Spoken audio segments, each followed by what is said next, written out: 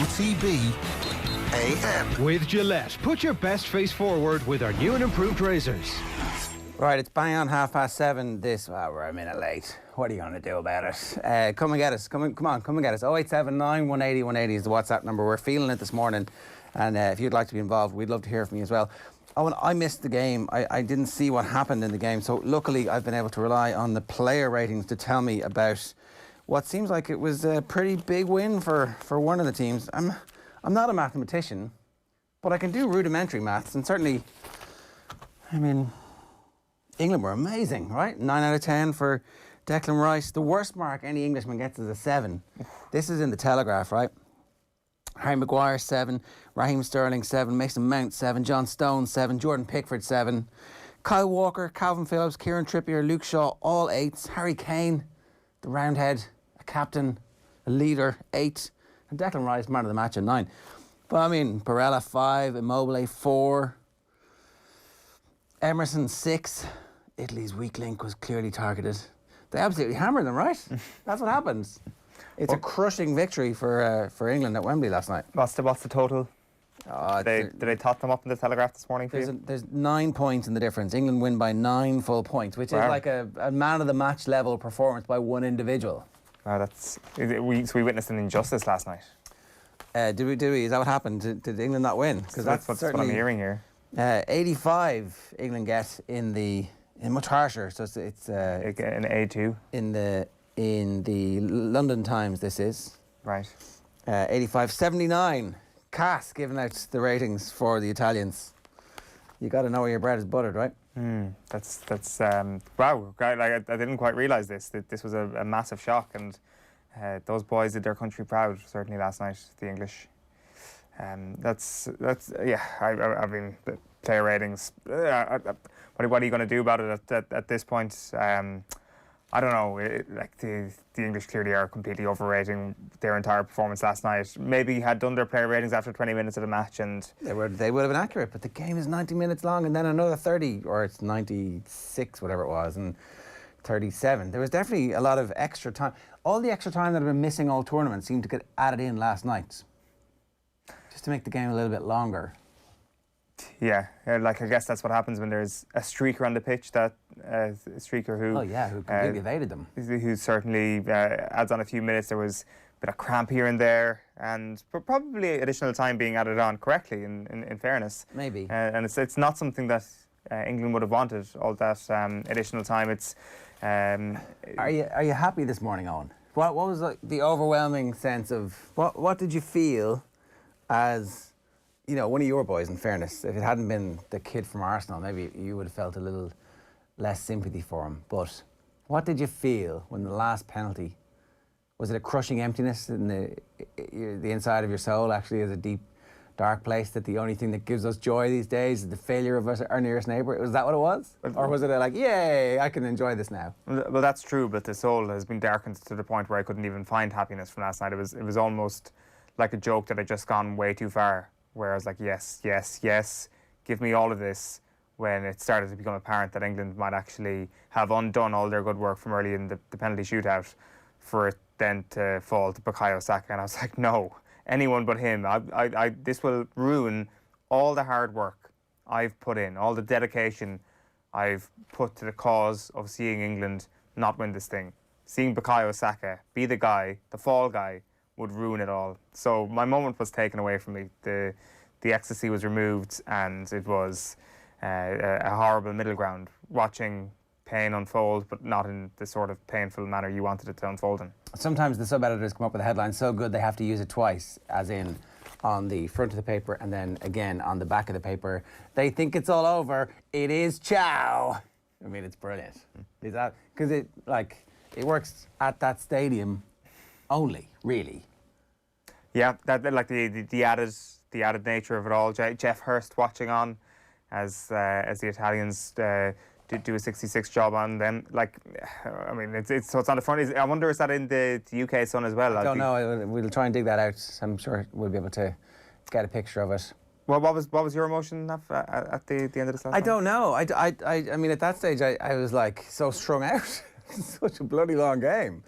I just think that you couldn't England couldn't win that and think that all is well in the world with the complete shit show that was the handling of the match. A football match at Wembley. They couldn't handle running a football match at Wembley because their own fans overpowered the stewards. I was like, you're joking me, really? I mean, look at the police brutality your state is famous for, and you couldn't even get it right on the biggest day of the year when, like, I don't know, were all the police watching the match? What was going on? Yeah, but maybe there's a certain type of police brutality or a certain type of person that they like to exact their brutality on. And the hooligans of English football fans are not the sort of people that they tend to mess with. Well, luckily, there were some self-appointed hooligans who were more than happy to step in and defend the breach. Is that what was happening? They were like, did you not see that there was the spirit of the Blitz?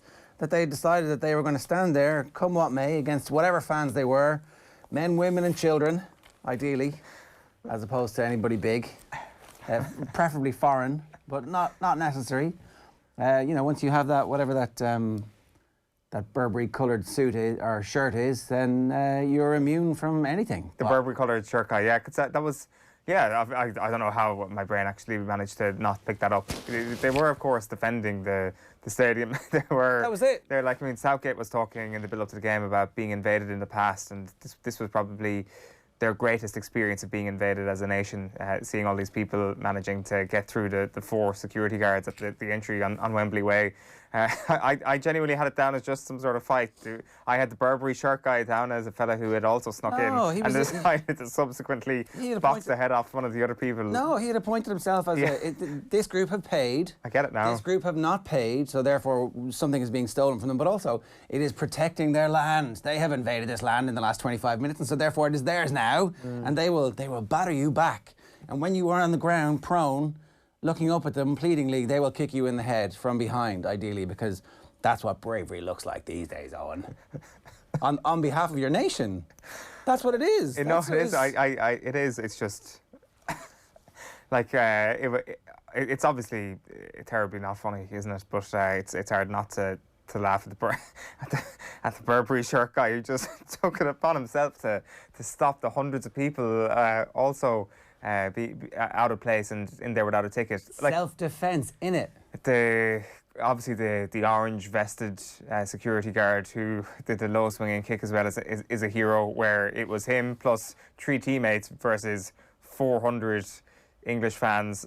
I don't know what you would do. I certainly know what I would do. I would get the hell out of Dodge and protect myself. I would not be swinging kicks, but that guy did, and he certainly stopped one eager fan from getting in without a ticket. You are a normal person, Eoin. That is your problem. That is very much my problem. I do not have the spirit of the Blitz. This is the Blitz of 2020, but played in 2021, is how we'll remember the pandemic. And it's people like the Cobra Kai dude in the vest and Burberry shirt man who have saved us from its grisly outcome. Okay.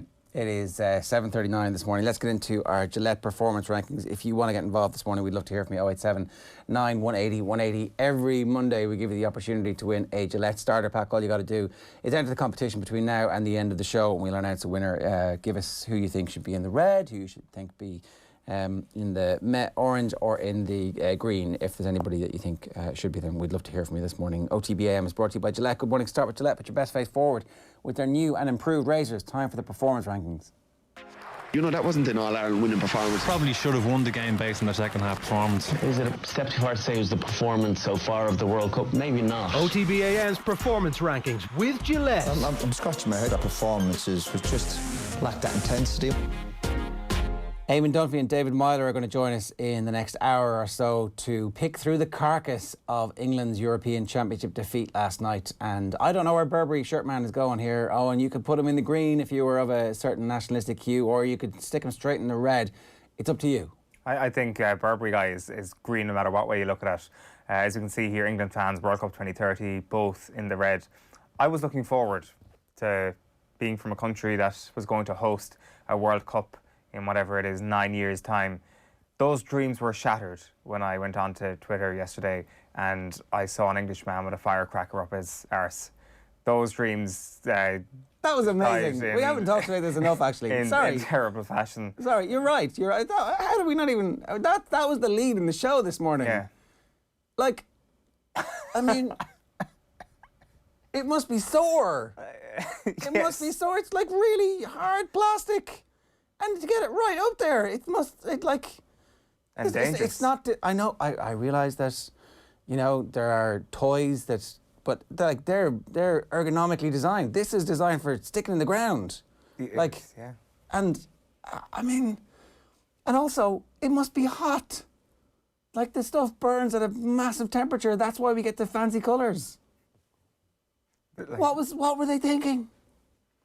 And why does this happen with English football fans?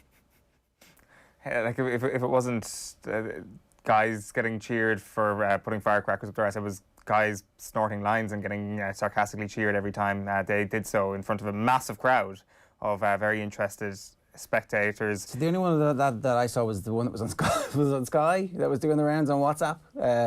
And then somebody put, what was the song they put to it? Somebody had dubbed a song to it. I can't even remember what it was now. Were there more? I'm not sure which was the one on Sky. I presume if you mentioned it was on Sky, it was somebody in the background getting picked up. This was very much fan footage, somebody being held aloft and a big sort of like lull in a cheer and then a big cheer once the job was done and rinse and repeat. But I guess as you mentioned there, the Battle of Wembley Way certainly might have done away with our chances of hopping on the bandwagon at this 2030 World Cup. Like, there were, of course, Burberry Man would have prevented the dreams being realised in a number of occasions, but there were little moments of genius, like the people who took the big metal barrier and turned it almost from like landscape to portrait, and then proceeded to climb it like a ladder to get into Spirit of the Blitz. Spirit of the Blitz. That is literally your trench. And you've managed to go up over the trench and run into no man's land and I guess ultimately also get destroyed by Italians. That's how that went for them. But in general, I guess this dream is over, isn't it? Like the idea that Wembley were going to be able to successfully pull this off probably wasn't a fanciful notion. It is supposedly one of the best stadiums in the world. It is supposedly one of the best logistic operations in the world if you're looking for any country to host a football tournament, and they sort of blew it last night, and as a result we've been dragged down with them. It definitely appears as if being able to safely get people in and out of the stadium, managing the flow of people who have tickets and who don't have tickets will be a prerequisite for organising an international football tournament like the World Cup, say. But, you know, politics, we all know FIFA are strange. Maybe something will happen that will win them over. Like, did they get Firecracker Man to Neon for him to apologise? Firecracker Man, Burberry shirt guy, the naked, like orange steward. You knew it was a final when the English fans weren't just satisfied with taking their top off and jiggling. They had to take everything off and jiggle everything. And that happened on a number of occasions. It did. The statue of David and the statue of David. Small penis man. It was like, wow. You knew that it was a final at that point, that this wasn't just any old quarter-final that England were going to lose on penalties. In fairness, right? So maybe he apologises in Eon as well. You have to say that they didn't reach absolute buck mental state until yesterday. It's true. They were saving something back. You've got to, like, it was a marathon, not a sprint. They fully understood that. They waited until the very last minute to go completely crazy, and when they went crazy, they hit the extreme button and nothing stopped them. Absolutely nothing stopped them. I don't know what happened last night. I can't. There's not much footage coming through from after the game. It seems to. I don't know. My work this morning has not yet given me the opportunity to fully peruse the usual sites, and I can just see trending in Ireland. Shocking scumbags, Leicester Square.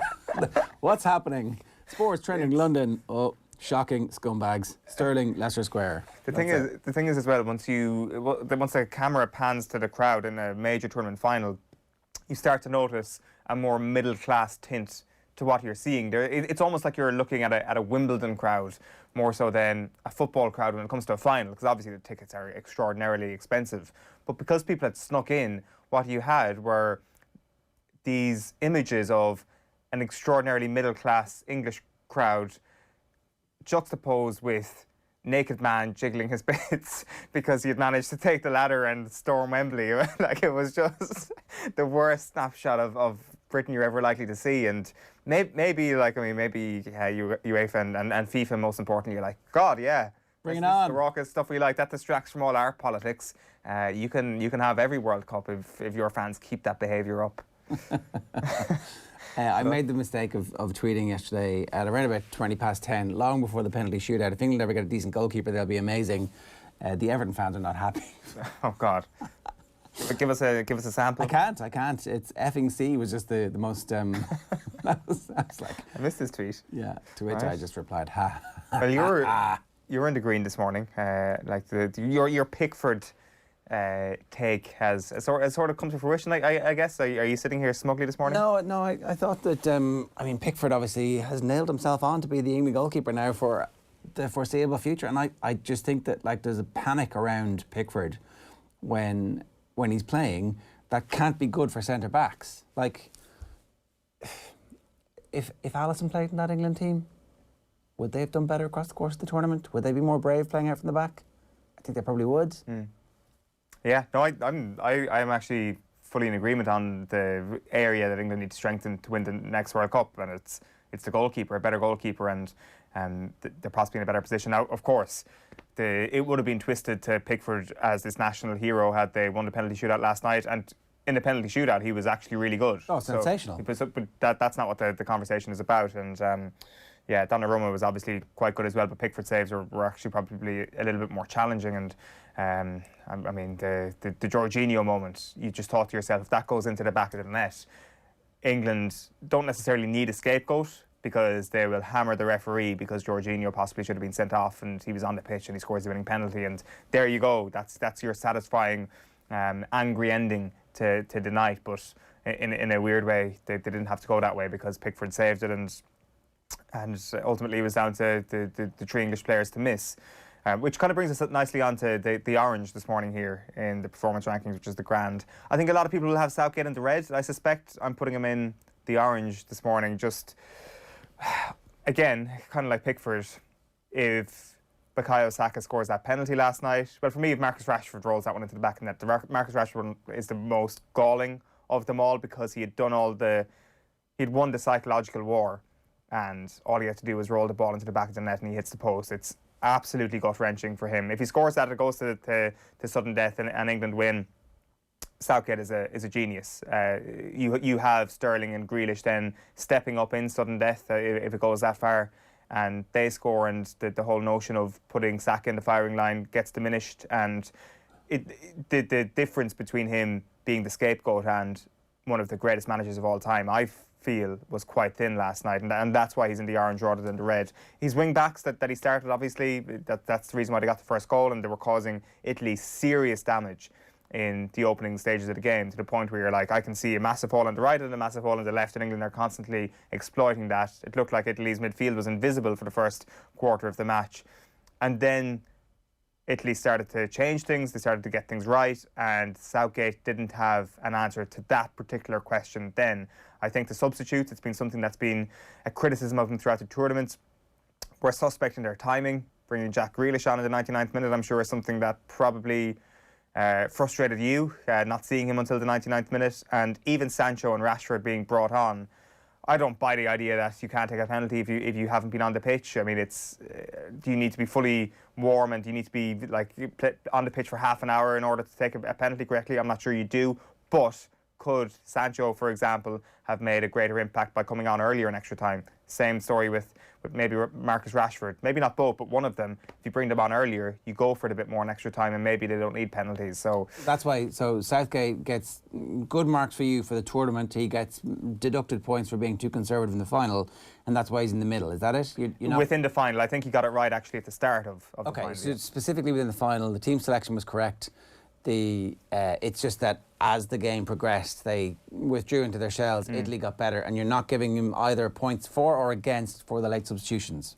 I've given points against for the timing of the late substitutions. Like, I think for the timing of them, but not for the fact that he made them to sub on for the penalties. No, I actually think that's an okay decision. I think that they had a plan beforehand, and I mean, you could easily just throw that out when you're in the heat of the battle and say, right, we're not going to follow through with this, we're going to keep the people on the pitch who fought all night. They had a plan for penalties. They had to remove the emotion from penalty shootouts as a result of all the pain they've experienced in that format down through the years. And they followed through with that plan. That was on the table beforehand, and they went through with it. And I think there's only so much criticism you can level at the manager for that, because as a manager, you try to plan for every single eventuality, and he did that, and he executed the plan, and the players didn't execute the penalties. And for me, it's kind of their fault more than Southgate's, is unfortunately how I would look at it. And I know a lot of people would disagree with that, because I see Southgate getting criticism for subbing them on too late. And maybe you do need to be on the pitch and be a little bit more warmed up and all that. My only take on the two people he puts on to take penalties is that neither of them seem to be in particularly good form at the moment, and certainly were not players that he had trusted over the course of the tournament. So perhaps if they'd had a bit more game time over the course of the tournament and you were turning to them in that hour of need, in that moment of need, in that 10 seconds of need, then they have confidence in you having confidence in them, and so therefore they're going up to that like looking like they're going to score. At the same time, Rashford takes a good penalty for 90% of it, where the eyes work, the pause works.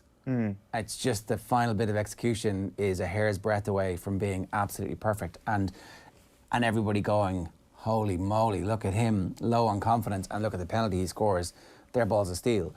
The point Roy Keane was making on ITV, I saw the video of it this morning, is that where are the players who are senior to, in particular, Sancho, and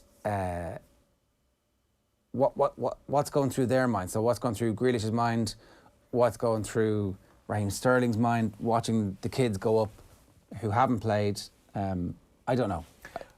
Well, like it is interesting, because Grealish and Sterling, while you look to them and say, right, they're more senior than Bukayo Saka and they're attackers, therefore they should be taking penalties, you kind of look at the season that we've just seen in the Premier League, like that game when Kevin De Bruyne defers to Raheem Sterling to take a penalty and Sterling blazes it over the bar, comes to mind. Jack Grealish never really stepped into the penalty-taking void when there was one for Villa during the season. Like El Ghazi was taking penalties for a lot of the season, and the duties were there to be taken. So it's not like that you've got two Harry Kanes stepping up here, or two well-known penalty takers. It's kind of actually the opposite if you look in their recent form, and that's why it's left to Saka. Now, Saka, of course, has no form either. Has never taken a senior penalty in his life before, so they should still supersede that. And I do think that the list of penalty takers was strange in that regard. I would definitely have had Sterling and Grealish ahead of him, but maybe they miss as well. I wouldn't entirely have been filled with confidence to see them stepping up.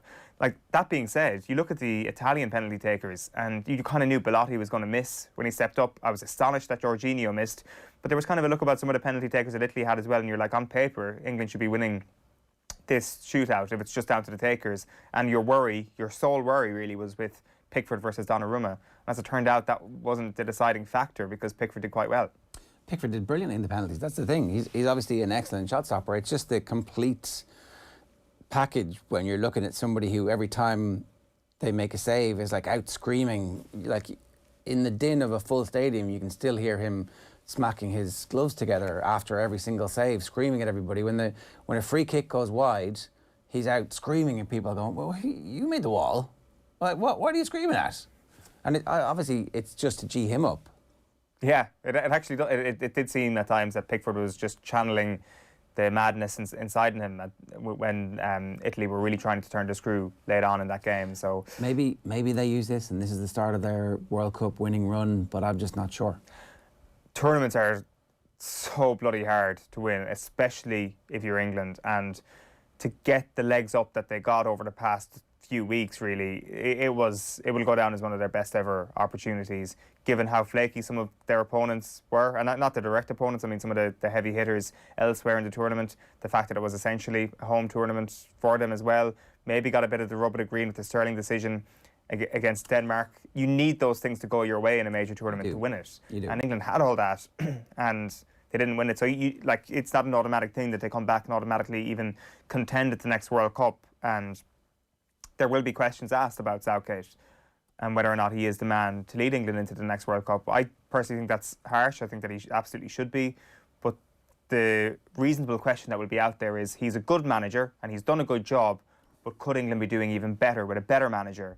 And I don't think you can make a case that he's an outstanding manager or would get a top job in the Premier League. So that's maybe a decision that the FA might face. But I think before 2022, there's no way they're making that. No, there's no way. I'd be astonished. He'll be given the World Cup in Qatar, and you would expect that maybe at that point he's done enough to get another good job himself, or if, like, I don't know, maybe if they win that, he stays on. But okay, so what's next? Well, in the green, it's all Italy really. In the green, Italy's defence, like.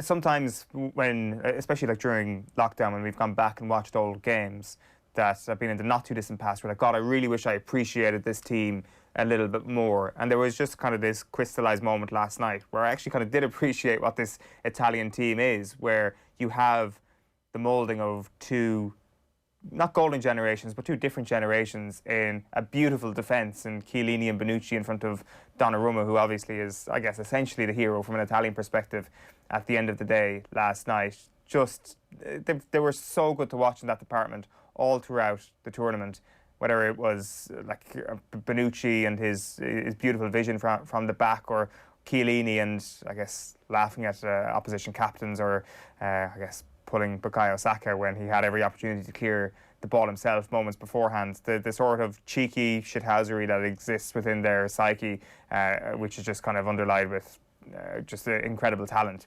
I love that kind of triangle, Donnarumma, Chiellini, Bonucci, and we may not see it again in the tournament. So they're absolutely in the green. And also Roberto Mancini is in the green. From basically the moment he got the Italian job, he said that this was going to be his target. He said he wanted to take Italy back to where they deserve to be on top of Europe and the world. We've not won a European championship for many years, so that will be our first objective.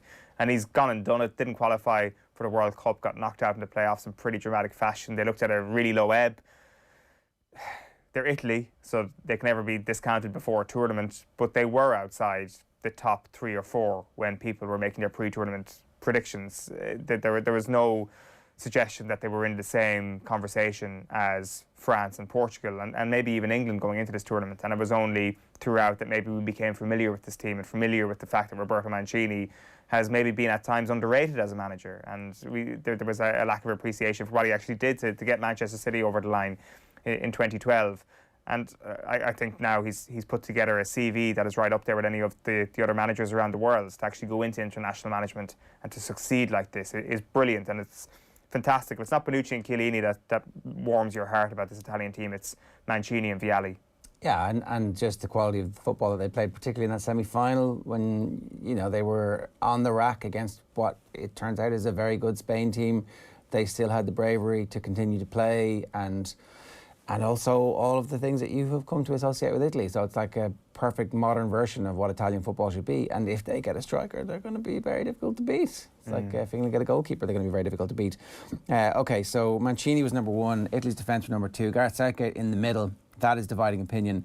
World Cup 2030, it's now just a dream. And England fans, maybe it's better for us that we don't have a World Cup in 2030. Do you remember the sadness we felt about England-Germany not going ahead in Dublin? And the scenes, oh the scenes, look at those scenes that we missed of England fans sacking Temple Bar, pillaging it. In retrospect, maybe we didn't miss those scenes. Maybe we dodged a bullet. I can't believe you're making that suggestion, Ger. I can't believe that you're suggesting that English fans in Dublin wouldn't have been a joyous experience for everybody involved. Like when people try to make the case that hosting the Olympic Games might have cost your economy $15 billion, but it's good for the legacy.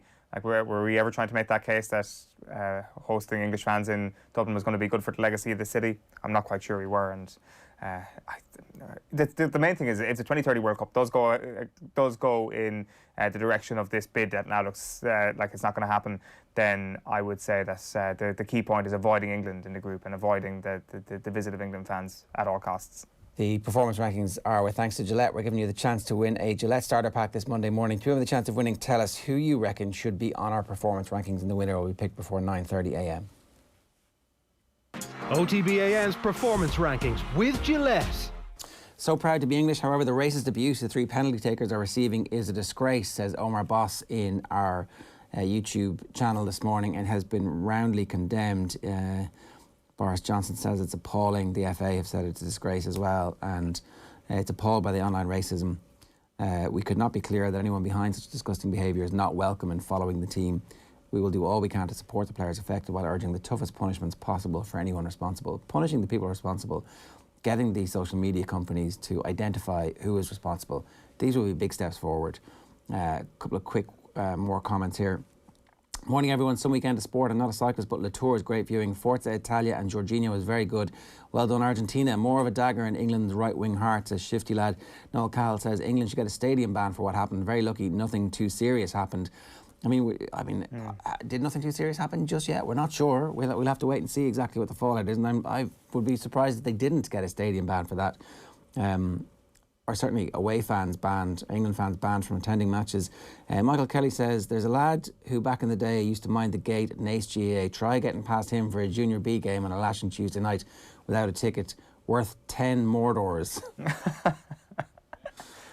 Hodor? Is that who that was supposed to be? Ken Golden says, Firecracker Man is clearly more suited to the Olympic flame transfer. His time has passed. Indeed. Firecracker up the hole man may well be a man out of time. We really did miss that for the 2012 Olympics, didn't we? When instead of the Queen hopping out of the helicopter in the opening ceremony, it should have been Firecracker man jumping out of a helicopter in a parachute. Yeah, it's a jetpack, the cheapest, most homemade jetpack we've ever seen. Richard Redball says the Chiellini horse collar on Saka was the greatest bit of shithousing I've ever seen. Is there a case that it was more than a yellow? Did you see him kiss his tattoo afterwards going, geez, I got away with that? Maybe, like it would have been a very hurling referee thing to do to give that as a red card at that particular moment. All I just can't understand is the ball is right in front of Chiellini and he lets Saka nip in front of him and then he has to react like that. All he's got to do is head the ball out of play. Like if it had gone the other way and the referee had made the ultimate decision, that could have ruined the entire thing. We nearly fulfilled all the criteria that we needed to get David Meyler to sing. Not quite, but we nearly did. Is that enough to make him sing? We're going to find out after the break. OTB AM. This is OTB Sports Radio. Have you subscribed to the OTB Football Podcast? If not, here's some of what you've missed over the last week. We're coming home, Nathan. You've got the flags outside the house, I presume, have you? I've got my green, white and orange one outside the house. Italian football made you fall in love with Italian football and Italian cities and Italian ice cream. I have to sing a bit of Andrea Bocelli if they win. In your boxers, is that what you said? No, I'm not in my boxers. Give me a break. For the best Euro 2020 coverage, subscribe now to the OTB Football Podcast wherever you get your podcasts and download the OTB Sports app. Sean, what's that thing going round the garden? That is our new Husqvarna Automower. Automower? Yeah, it's a robotic lawnmower from Husqvarna. Cuts the grass automatically, has GPS tracking and an app. Even works in the rain. I just thought, why spend time cutting grass when I could spend it with the family? Great! You can put the dinner on, so... No can do, love. Have to paint the man cave. Husqvarna Automower. Never mow again. Learn more at husqvarna.ie. OTB AM. With Gillette, put your best face forward with our new and improved razors. It's 4 minutes past 8. You're listening to OTB AM. It's Ger and Eoin with you all the way through until 10 this morning. We'd love to hear from you. 0879 180 180 is the WhatsApp number. And a reminder, you can subscribe to our podcast. You can stick it on automatic download. And if you miss the show live, you'll get us every morning in your earballs, free, gratis, and for nothing. And of course, you can listen to us as a radio show. Just tell your Alexa or your Google Home to play OTB Sports Radio on TuneIn, and away we go. David Meyler, good morning to you. Good morning, gentlemen. How's your singing voice? My voice is fine. Yeah, well, let's just see how this goes, right? You might build up to it. A little bit of peer pressure, a little bit of encouragement. I won't crack under peer pressure. Don't worry about that. As a matter of interest, when you had to do your initiation song. Yeah, what was it? Sugar Hill Gang, Rapper's Delight. Oh, right. Good call. I'm impressed. I'd sing that 100 times, like more than sing Italian though, because I don't speak Italian. Well, no one watching this morning is going to know that you're wrong. Come here. What did you make of it? Really, like what was your emotions at the very end? I said it at the start. I tipped Italy to win. I still fancied Italy. Obviously, England had great momentum going in. They just had this kind of feel-good factor. It was in Wembley. I think there was a fierce amount of pressure on that group of players, and obviously the manager. You can just see from the reaction of them losing, like, it was only a matter of time. Anyone from the outside will know that fans, country itself would have gone into meltdown if they'd lost, and they have. Like, you can see with the abuse that Saka, Rashford and Sancho are receiving. People are questioning every single decision Gareth Southgate made in the game, like talking about the lads coming on for penalties.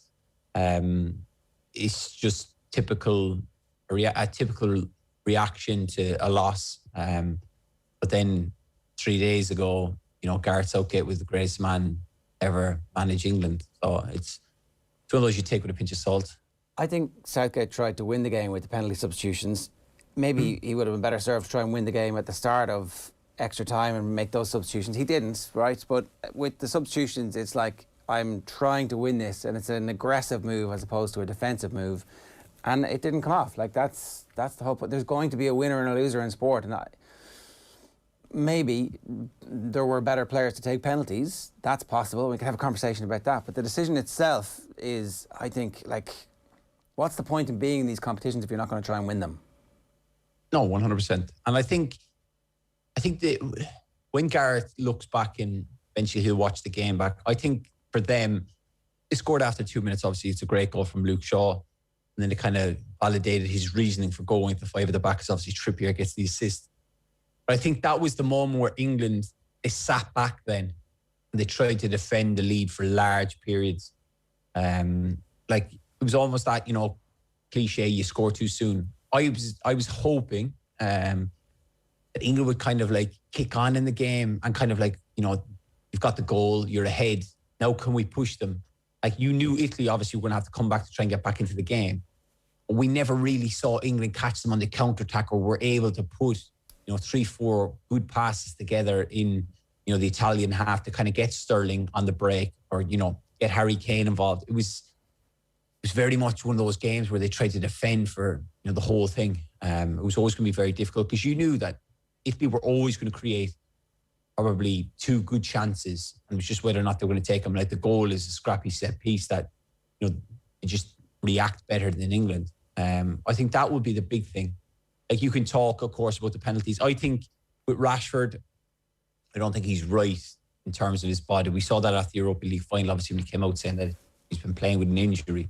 I think that's been, the main reason why he's not played as much for England this Euros. I think after they celebrate, they spend time with their families, I think he's going to have surgery straight away on that shoulder. But it's a difficult one, because obviously he'll have looked last night. Garrett will have looked last night, when it was coming, probably the 115th minute. Somebody will have said, have we got 5 penalty takers on the pitch? And then he'll have known who he wanted to take penalties.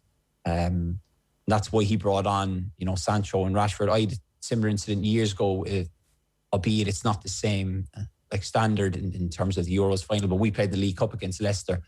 I'll never forget, like Steve Bruce said, have we got 5 penalty takers? And we had four fellas who were comfortable taking penalties. And I remember he turned to the bench and said, will anyone come on and take a penalty? And I said, I will. So I literally just stood up from the bench, took my tracksuit bottoms off, walked up, went on like right wing.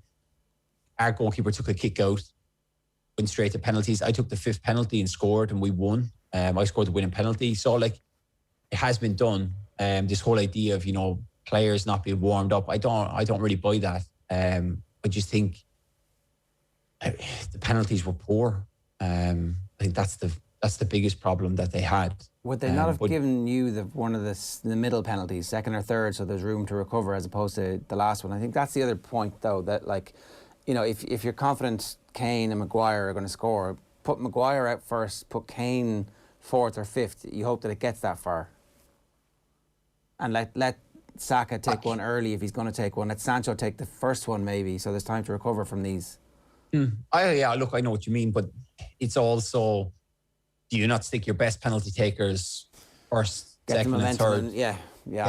It is such a difficult one. Like, and if you win, you're right, and if you lose, you're wrong. Like Rashford's one is probably the most frustrating one out of 3, because he's watching the keeper. He does like almost everything right, then he puts the ball off the post. Like, it's kind of, come on, You know, I'm not a big fan of that run up and Jorginho's run up. I just don't like it. I'm more of a Harry Maguire style myself. But look, it's one of those you can dissect it any way you want. Could he have done this? Could he have done that?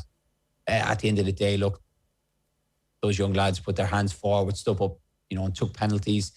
There's been a lot of talk, obviously, Saka being such a young boy, going ahead of other players. Yeah, what do you make of that? Because that is, I think there's definitely some room for conversation around, like, since the Europa League final, everybody's conscious of the fact that you can go the whole way through, right? This could end up with the goalkeeper.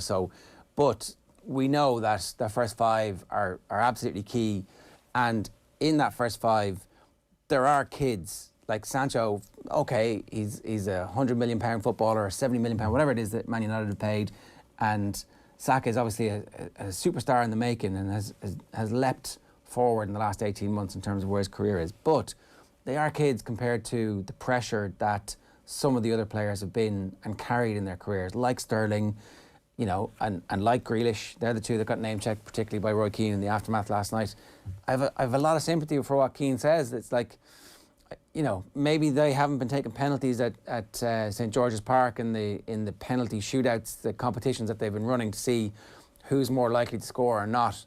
But they're the ones with experience. They're the ones who've captained teams and been there and done that. No, I agree with you. But all of them will have taken penalties at St George's Park. They'll have all practiced. We did it with Ireland in the Euros in 2016. We all practiced. So I imagine all of them will have practiced. The thing is, it's kind of like Gareth, if you've seen any of his post-match interviews, he's kind of said, look, I picked these players.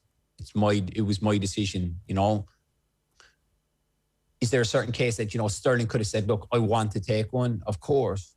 But you don't, unless you're privy to that conversation, we don't know exactly how it went down. Before he gets them in the huddle, Gareth might have said, these are the five I'm picking to take penalties.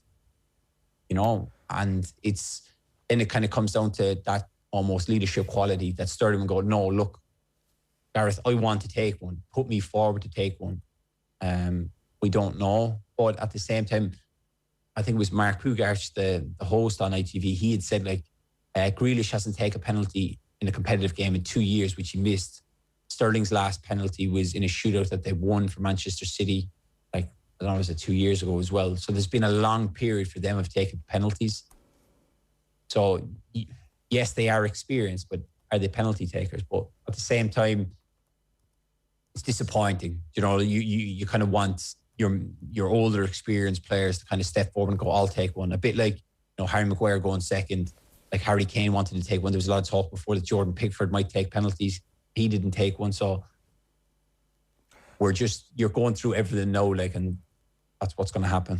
100%. And also as well, David, I definitely think there's some revisionism on Grealish and Sterling and their penalty prowess going on this morning. The Sterling thing, you'll remember he fired one over the bar against Brighton earlier this year, and just kind of going back reading reports around that time, Raheem Sterling continued his poor run of penalties on Wednesday, becoming the first Premier League player in more than 3 years to miss 3 in a row. So we're not exactly talking great statistics here, and I'm sure this is something that was maybe agreed before the match. Would I be right in saying that you take the emotion out of it completely and you have your 5 to 11 players, whatever, picked beforehand, and ideally you would want those 11 players to be on the pitch at that moment? Well, in my experience, Gareth won't have told the players that we're going to take penalties until penalty shootout, just because you don't want them to be thinking of, you want them to be thinking about it or anything. You'll know that Harry Kane is taking one. I would have backed Sterling to take one myself personally, but Gareth will have known. That's why he made the double substitution to get those players on, because he looked around at the pitch and says, I'm not happy with all the players, to going forward and take penalties, so I'm making changes. It's such a difficult one, because obviously, the two lads who come on both miss. So looks like he got it all wrong. Why did Southgate's team selection have so much success early in the first half, and then what changed? I think what changed was they let Italy grow back into the game. They had scored obviously straight away. They were getting great joy down, from the wing backs in those areas. They were able to, when Italy high pressed, they were able to turn over the ball and switch it round. But then it's just that kind of catch-22. Well, they just dropped back in. They just kind of looked to defend the lead as opposed to going and, you know, scoring the second goal and win the game. Like, that would be the most frustrating thing, was because they could have gone toe-to-toe with Italy.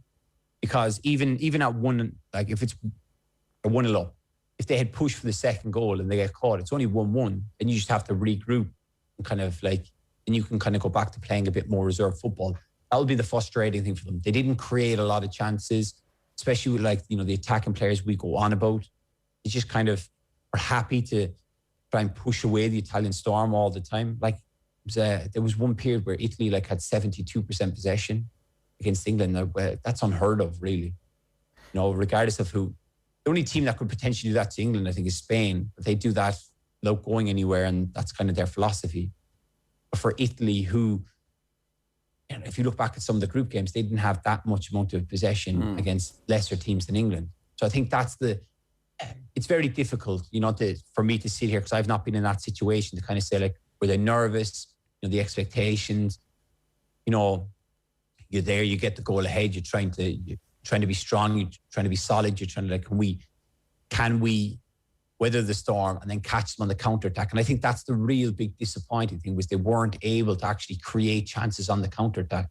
Now, obviously, as I joined you, I heard Eoin saying there, like, you know, the Chiellini pullback on Saka, they are masters at the crappy little fouls, like where they just kind of bump someone down or grab hold of someone, a little needless foul that we would regard as yellow cards, but the Italians just the masters at it, and they seem to get away with it all the time. And they did knock England, you know, 2 or 3 times when they did look like they were going to counter, but at the same time, I think that's the biggest disappointment, not the penalties.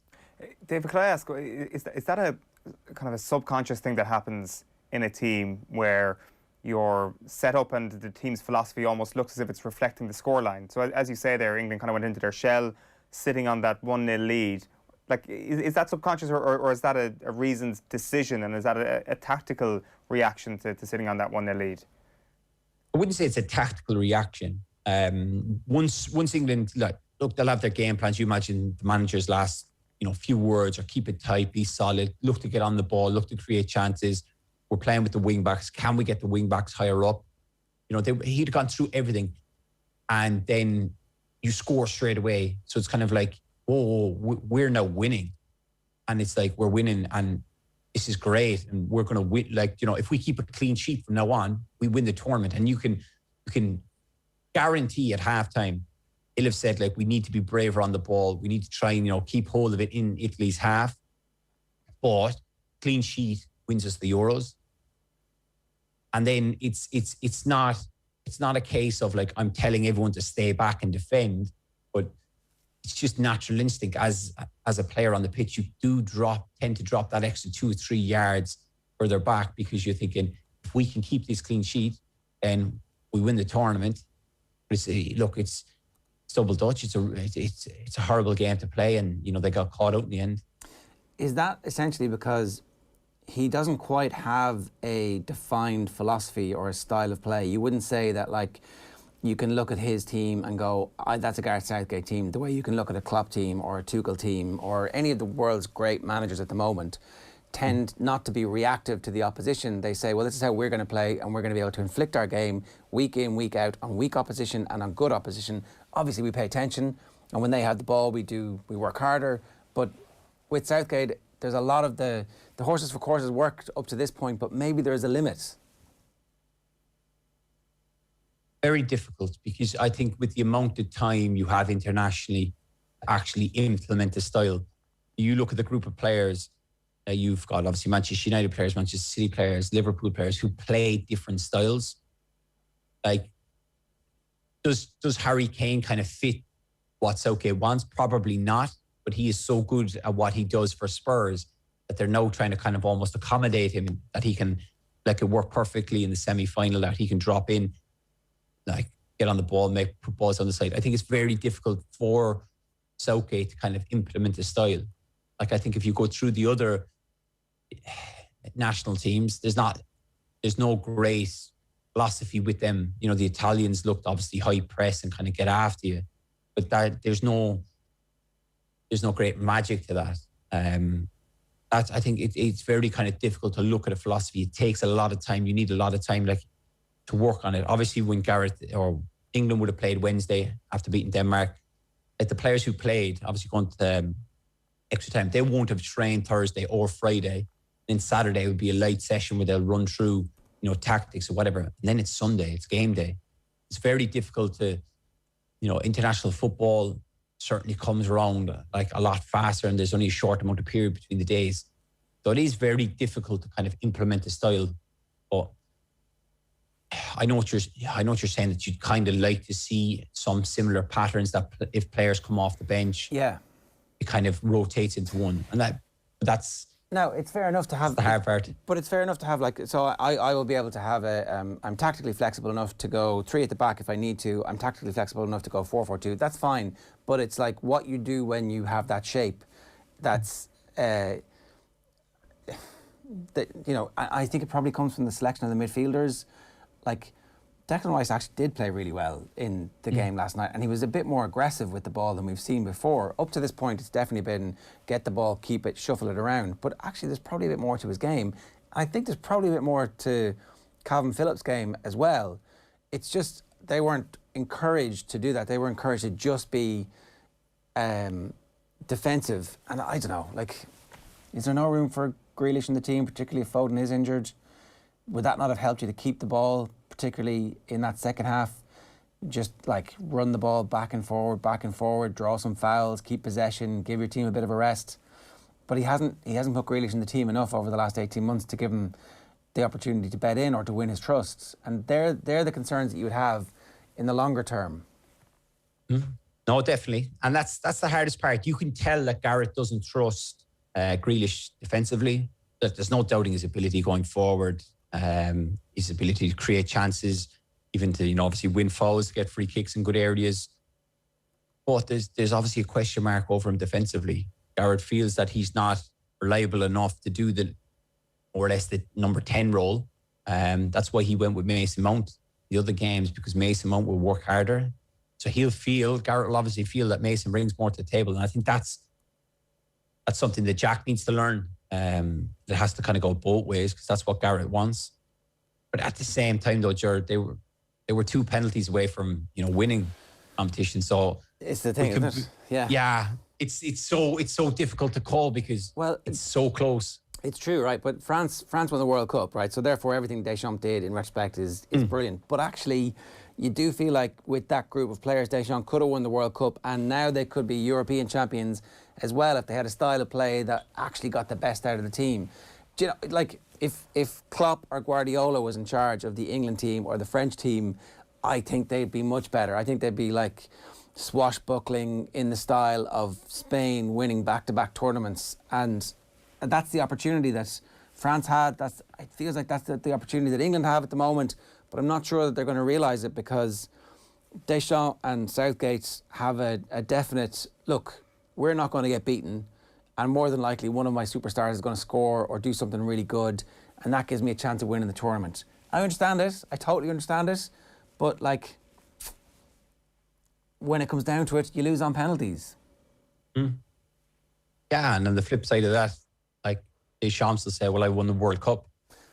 It's such a difficult one. I kind of get where you're going, but it took Jurgen a long time to implement his style at Liverpool. Likewise, Guardiola at City, before they started both having success. So Gareth doesn't have the time. All international managers don't have the time. In terms of in Ireland, we've always said that about Stephen. He wants to change a lot of things, but it's very difficult for him to come in.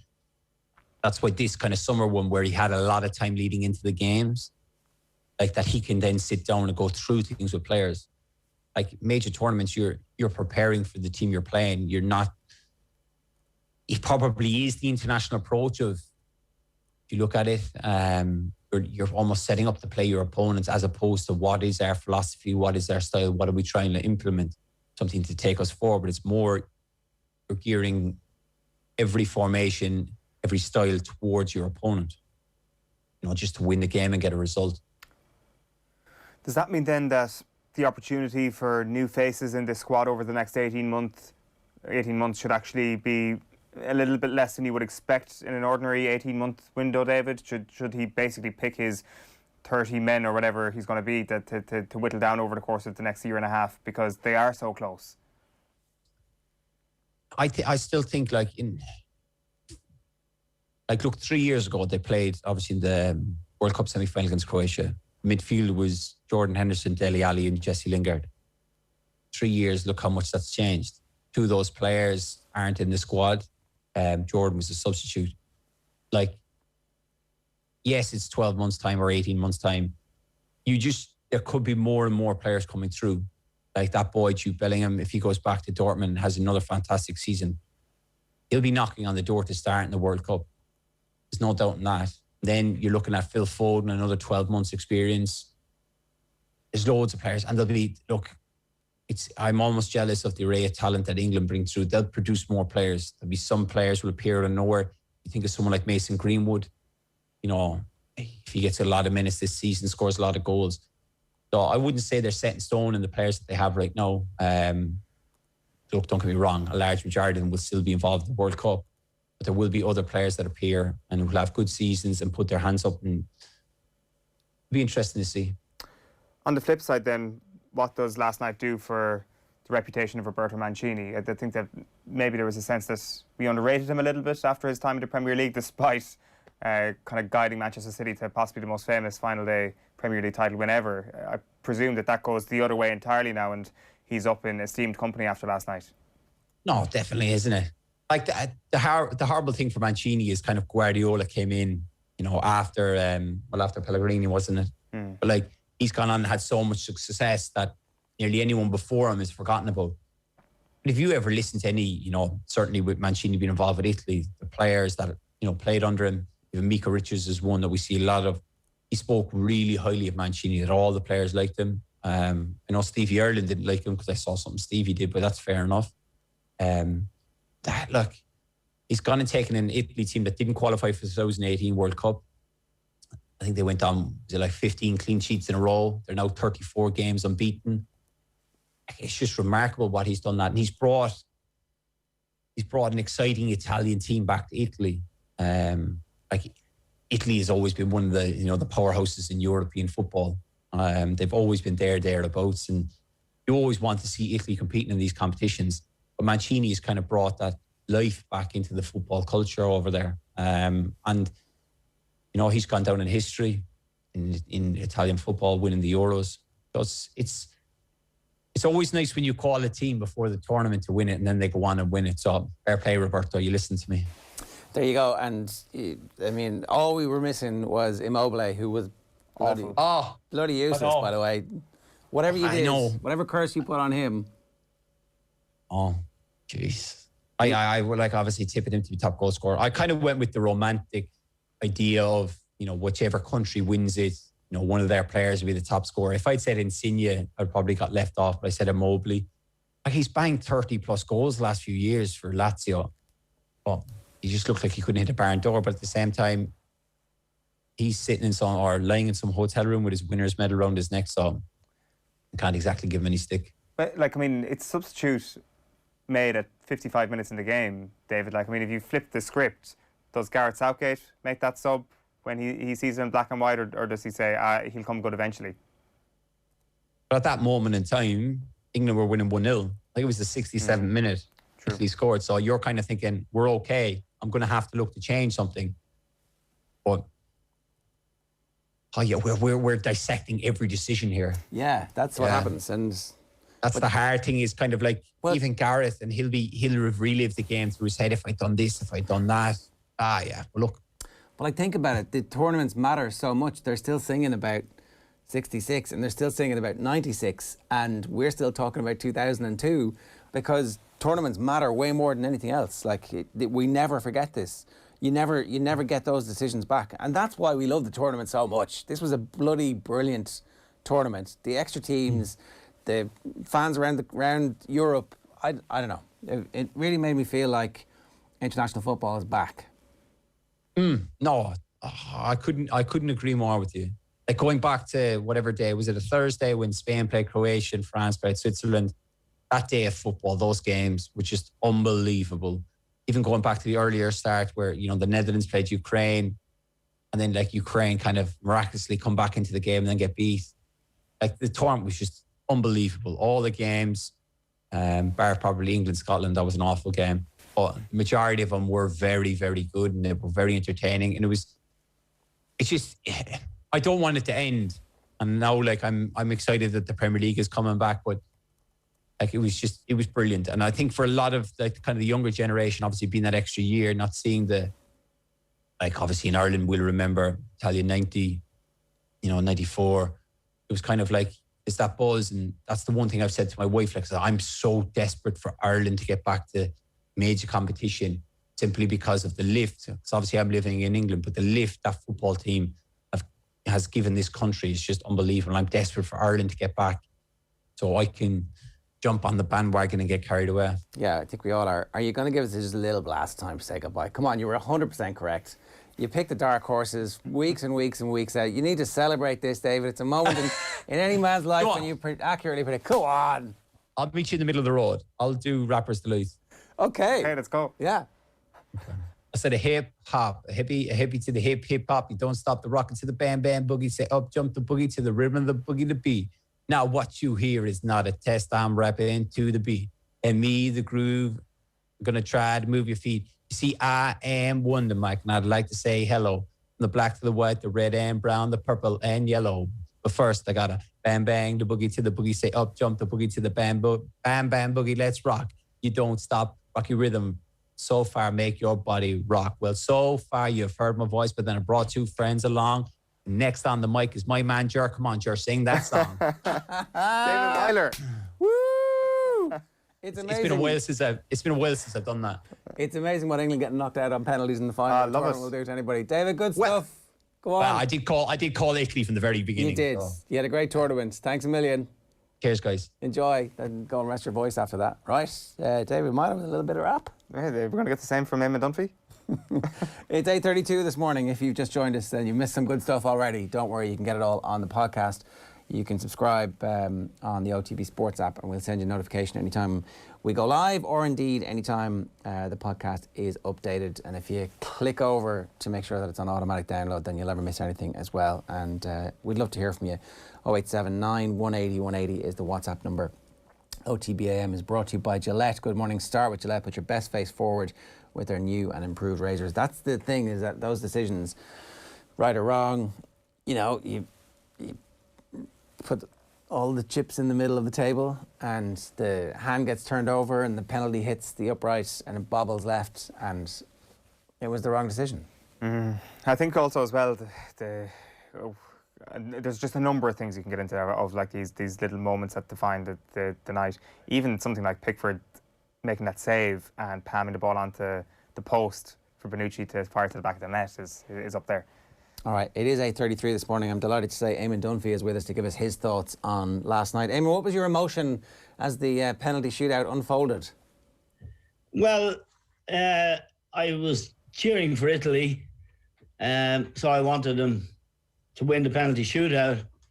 I also thought bringing Marcus Rashford and Jadon Sancho on with a couple of minutes to go in extra time and expecting them to take a penalty, not having been in the game at all, and in fact hardly having been in the tournament, I thought that was a big mistake. I also thought Saka was put into a terrible situation. He's 19, hasn't played many games for England, and he was left out of the team last night at the start. So my emotion, it was emotionally draining, really. I wanted Italy to win. I thought they were by far the better team on the night. In fact, through the tournament, but certainly on the night, they were the better team, despite getting off to the worst possible start. So, the right team won, and it was very, very dramatic. It was super dramatic. That's the thing. Why did England start so well and then fade so, from their perspective, catastrophically as the match unfolded? What happened to them? Well, I think the occasion got to them. First of all, to score after 2 minutes is brilliant. And it was a great goal. Luke Shaw took a half volley. It's the hardest skill in football. It was a superb goal. But that's it. They never played with any intent and purpose, and crucially with any tempo from that point on. Italy had to drag themselves back into the game. It took them about 15, 20 minutes to do that. But in that period of time, England were dropping deeper and deeper. And if you remember, say, 25 minutes into the first half, Harry Kane was behind the ball. They had their whole team behind the ball. So for Italy, the threat, the attacking threat of England had gone. And I thought if you watched Harry Kane lumbering around the field, not looking fast, not looking fit, not looking fresh, I think the occasion got to England. I think there was far too much talk from Gareth Southgate in particular about healing the nation and talking about divisions in the nation. All of that stuff heaps pressure on players. They should have just kept their head down and got on with the football business. But as I'm sure everyone could see, in England, the Queen sent them a letter. Southgate made a statement, another statement to the nation. All of that stuff weighs heavily on very young men. And the three players who missed the penalty are very young men. And really, they should have stayed in their bubble and taken as much pressure off themselves as possible. They didn't do that. And I think that's one of the lessons Southgate could learn. He also left Saka out of the team and brought in Trippier, a fullback. Now, that was there was intent in that. That meant he was taking off an attacking player, putting on a defensive player. Why? That intent is really interesting to tease out, because it seems to be almost at the core of what Southgate does, that there is a conservatism, even when they're 1-0 up, there's an opportunity to go, because we know the Italians haven't really come from a 2-0 lead down in that entire time under Mancini. I think maybe once they've been 2-0 down in that whole time. They haven't experienced it. They certainly haven't looked like scoring twice in many of the games that they played against the good teams, right? So go and kill the game. Go and try and win it, as opposed to just don't lose it. Well, every team from amateur level to schoolboy level to professional level, if you get 1-0 up in a big game, the first thing that crosses your mind and the first thing you'd say to each other, let's get the second and let's kill this off. Now, that intent was never evident in that England side. They dropped deeper and deeper and they didn't know where to go. They didn't have a playmaker. Trippier is not a playmaker. What he did, he was an extra defensive midfield player, really there to stop Insigne or to double up with Kyle Walker and close down the threat from Insigne, who, if you remember, came inside and scored a great goal against Belgium. That was a threat that Southgate was obviously conscious of. But that's not the way you win a major championship. You have to show some courage. You have to show, you have to get your opponents on the back foot. And you can't get your opponents on the back foot when you've got 7 defensive-minded players on the pitch and only 3 attack-minded players. Harry Kane, Raheem Sterling, and then he was hoping that the fullbacks would get forward. Shaw's a very good player. He scored a great goal. But you have to have, courage, especially in what was effectively a home game before their own fans. So he made mistakes. And I think all through the tournament, if you look at the games, they had a lot of easy games. They had Ukraine in Rome in the only away day to Rome. Ukraine were really tired team and they beat them easily. Who have they beaten? Czech Republic. They really, really struggled against Denmark. But at that point, the narrative, the story was rolling. Football's coming home, 55 years of pain. They were building up a crescendo of emotion. Now, emotion takes its toll on players and it takes its toll on their legs. I think there was a young British girl playing at Wimbledon the other day and she had to stop her match because she was emotionally drained. She couldn't breathe, she said. That happens to footballers as well. I've been there. I played in international matches, in big matches, where my legs went. One of the effects of, being extremely nervous is your legs won't, they go. The energy goes. I could see that in the England team last night. It sounds as well, Eamon, as if you think that Gareth Southgate didn't necessarily help that situation, that he almost fanned those flames a little bit. I'm afraid he did. He held a press conference on Saturday night at 7:15 or 7:15, whatever it was. He went out with Harry Kane. It's a very strange time. You're obliged to give a press conference the day before a match. You should do it at lunchtime. Then it's over with. Then you go back to the hotel and you seal it all off. He was making mission statements for the last few days, really. The days building up, and he was adding to the build up. He was sucking in, the wider community rather than the football community. He was actually adding to the pressure, and I just think it showed a misunderstanding of what football is really about. You need to be in your bubble.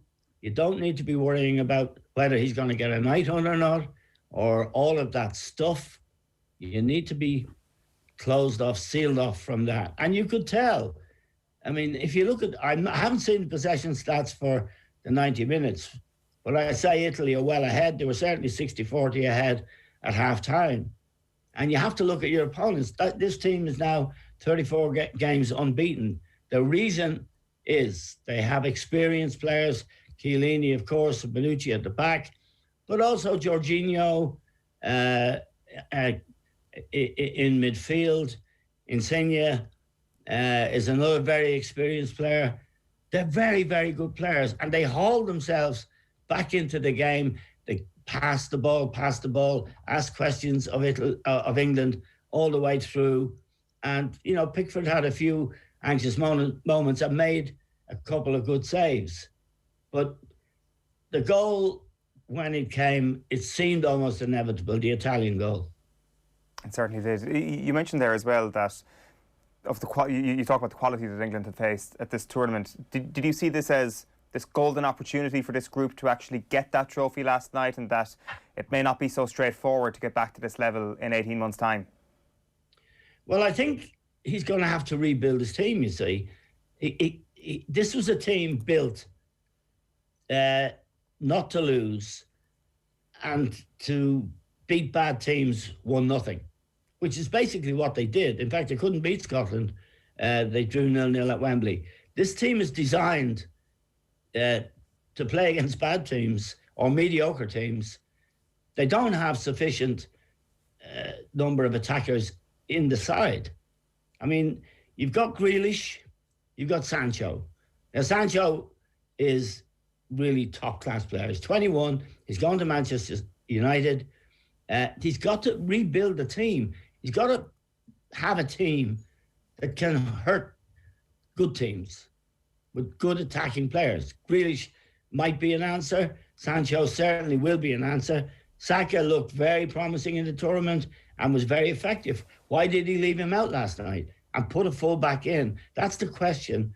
And I watched the analysis last night on the British television stations as well as RTE. RTE's analysis was good with Liam and John there and Damien. But, I mean, Alan Shearer, Rio Ferdinand, and even Frank Lampard weren't able to say it. Gareth made mistakes. What they said is, we've got to praise Gareth. He's done a fabulous job. Well, he didn't do a fabulous job. He's got to be questioned, interrogated, asked why he made the decisions he made. And the worst decision of the lot was the penalty decision. To put that weight on three young guys, who two of whom hadn't played at all in this game, except for a couple of minutes. I think that was against a really good goalkeeper who was a big factor in that penalty shootout. I think that was asking too much, and it was a big mistake. Why does a professional footballer need to be on the pitch for so long before taking a penalty? Because well, you need to be dialed in. You need to be in tune with the game. You know, you need to have. You can't go cold into a situation where the adrenaline's been pumping the goalkeeper has been pumping adrenaline for 2 hours. You've come off the touchline a couple of minutes before the penalty shootout. I mean, they weren't even on an extra time. They were put on specifically to take penalties. And you're not warmed up. Your head isn't right. You've had too much time to think. And you're not wired into the game, basically. Is the problem with Southgate, though, that the attitude is, the default position is to be conservative, to have the 7 defenders on, and ultimately, whether or not the decision on the penalties, if it works out for him, he looks like a genius. But even if that did happen, even if they'd won this, that in the long run, this team might not fulfil its potential if you look at the talent, particularly the attacking talent they have, because they're not really given licence to express themselves, or they're not asked to be brave. No, they're not asked to be brave. Being brave starts with the coach, and Southgate is the coach. You'd have to say that, you see, if you look at England's position, because they're high seeds, they always get easy qualifying groups. And therefore they cruise through to the knockout stages. They always qualify for tournaments.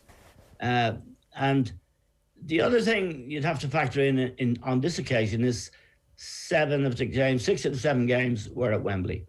And that's huge. And last night at Wembley with a home crowd of over 60,000, that's a big advantage. But there's nothing, you can't play the game with 7 defensive-minded players on the pitch and only 3 attackers. And Harry Kane last night looked deeply frustrated. He'd no support. He got no service.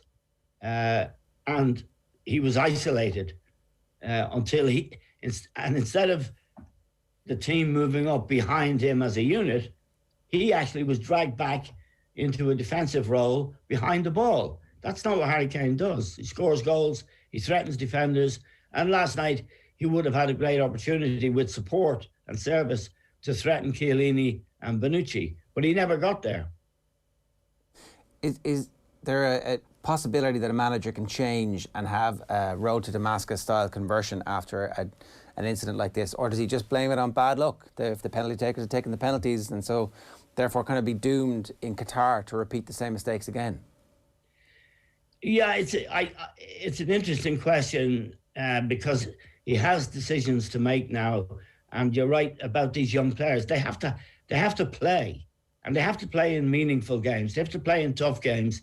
If he decides to redesign, rebuild the team, then we'll see. But his mindset on the biggest night of his career so far as a coach was to take off Saka, not to start Saka, who's an attacking player and who's done well in the tournament, to take him off and to put a fullback, Kieran Trippier, on instead.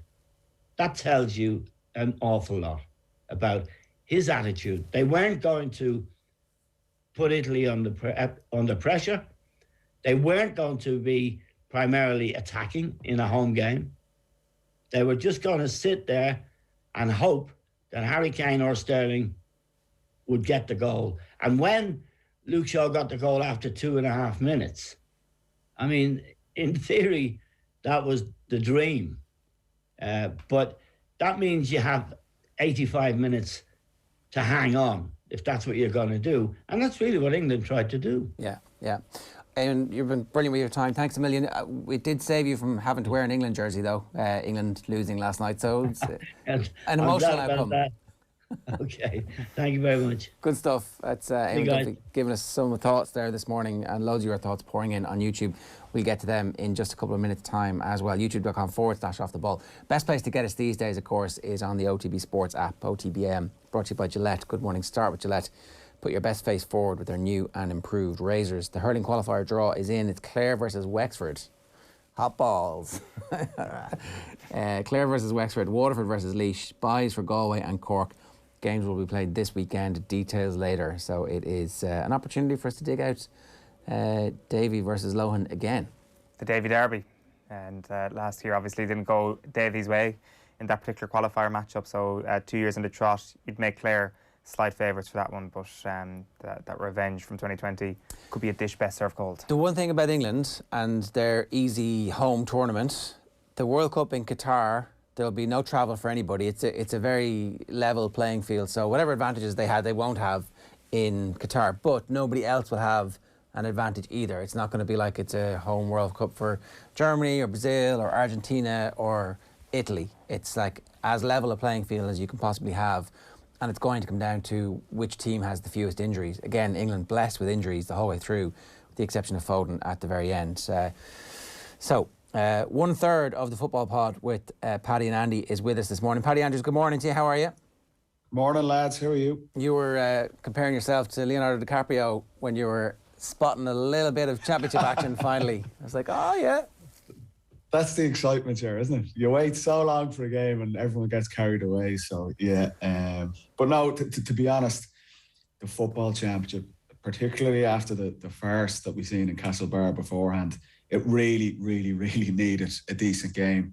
And thank God, to be fair to Derry and Donegal, it was a brilliant championship game in any year, but particularly this year, it really stood out, obviously. Derry were excellent. We should give them credit for the journey that they've been on under a manager who took a lot of criticism in after the championship last year in particular, but who stuck with it. And, you know, listening to you guys week in, week out in the podcast, you've been talking about how long it takes to build up the strength and conditioning, how long it takes to build up the patterns of play and the understanding, and they're right there because they could have won that game yesterday.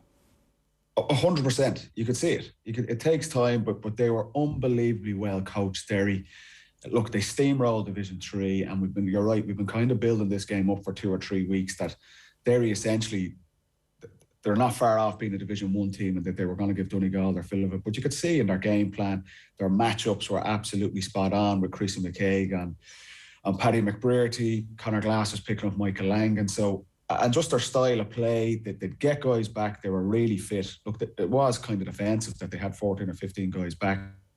Their fitness and the speed at which they broke caused Donegal huge problems.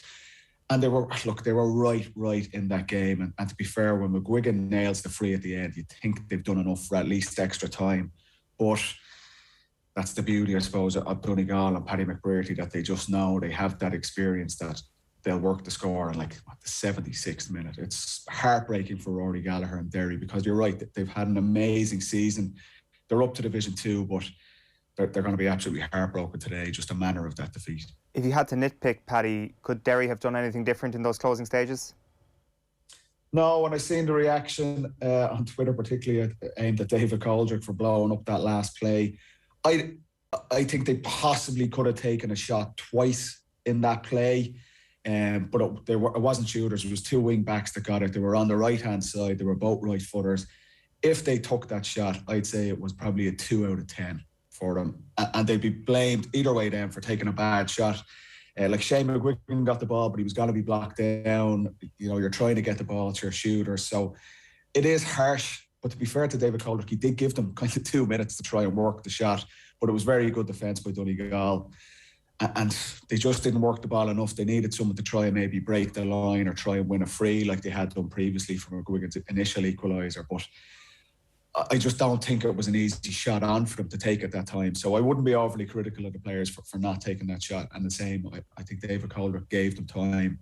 He just had to blow it up. You know, they'd had the ball for 2 minutes. So it's a harsh way to lose it. But I don't think if they forced the shot, it would have been the other side. They would have been blocked down or they would have kicked it wide anyway, you know. Would you be concerned about Donegal deeper in the championship, or is this one of those stern tests that you come through and galvanises everybody and makes them feel better?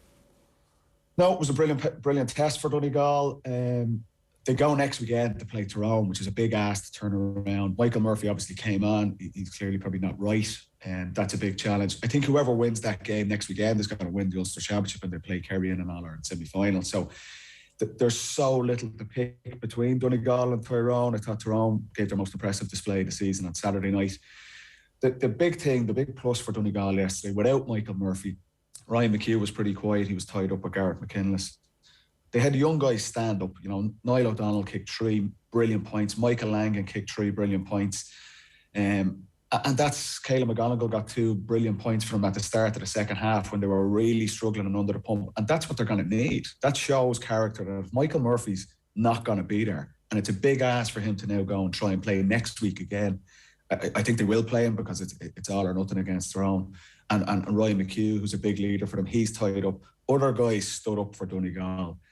And like, they're a really good team. I know people are saying it's Division 3 against Division 1. They're not really a Division 3 team. So it was a big win for Donegal, but the season for them, and the exact same for Tyrone, is going to come down to next Sunday. Whoever wins that, they're going to win Ulster. They're going to get to an All-Ireland semi-final. You could say that's a successful year for Declan Bonner or for Fergal Logan. On the flip side, if you lose it, it's a nightmare season for them. So I think there's positives for Donegal, but it's going to be very, very tight for them against Tyrone next Sunday.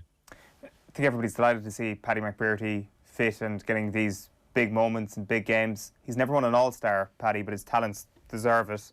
Is he finally going to cash in on that this year? I don't know. To be honest, I thought he struggled yesterday. I thought Chris McKay won that duel. It was brilliant watching it because it was real old school. We were talking about the kind of lack of man-to-man defending in the game on the podcast in previous weeks. But Chrissy McKay, who's been around a long time, was absolutely all over Paddy McBrearty. He really struggled with it, but that kind of shows his class, that to take that shot on, like, he's 40 metres out. And to be fair to Chris McKay, he doesn't even switch off. He's still at him, you know, but McBrearty comes around. Like, even if that's a free or a mark, that's a really difficult kick from that range. But he pulls the trigger under those circumstances. It was a spectacular score.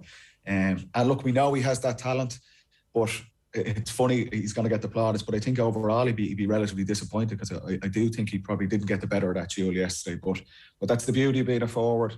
You just need one moment of magic, and Paddy McBrearty absolutely has that, and he's going to need it again. And the interesting thing with this Sunday, Ronan McNamee probably would have been tasked with picking up McBrearty this weekend. He's obviously suspended, so it'll be interesting to see who Tyrone try and man Mark McBrearty on. But look, he'll be high on confidence after kicking a score like that. That could make his summer, absolutely. One of the things that had made us very excited about what was going to happen in Tyrone was the new management team freeing up the forwards to be more expressive, and all their forwards being fit and playing well together. But that's not the case. We haven't seen Canavan's injured, didn't feature. McShane came off the bench and looked a little bit rusty, but also was like looking like himself in some aspects, and is going to be a challenge. But I think if Tyrone are going to be legitimate All-Ireland contenders, everybody needs to be fully fit, and we need to have 1 6-month period where we get to see who they are.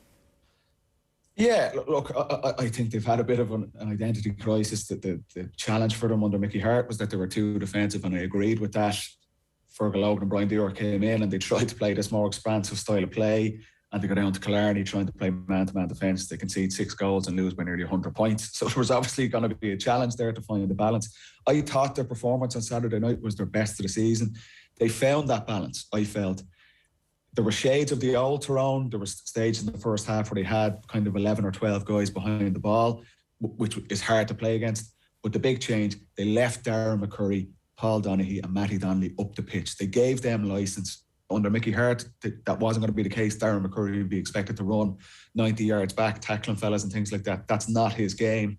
So that was a change from, and you could see the benefit for it, that all the energy McCurry and Donaghy and Matty Donnelly had was when they're on the ball. They weren't being asked to do much more of the donkey work. They left that to the guys like McGeary and Niall Sludden and Conor Meyler, because that's their game. That suits them. But they've left kind of their 3 scorers up the pitch. And you can see it in Darren McCurry's form. He's always been a sharpshooter. He's always had that talent.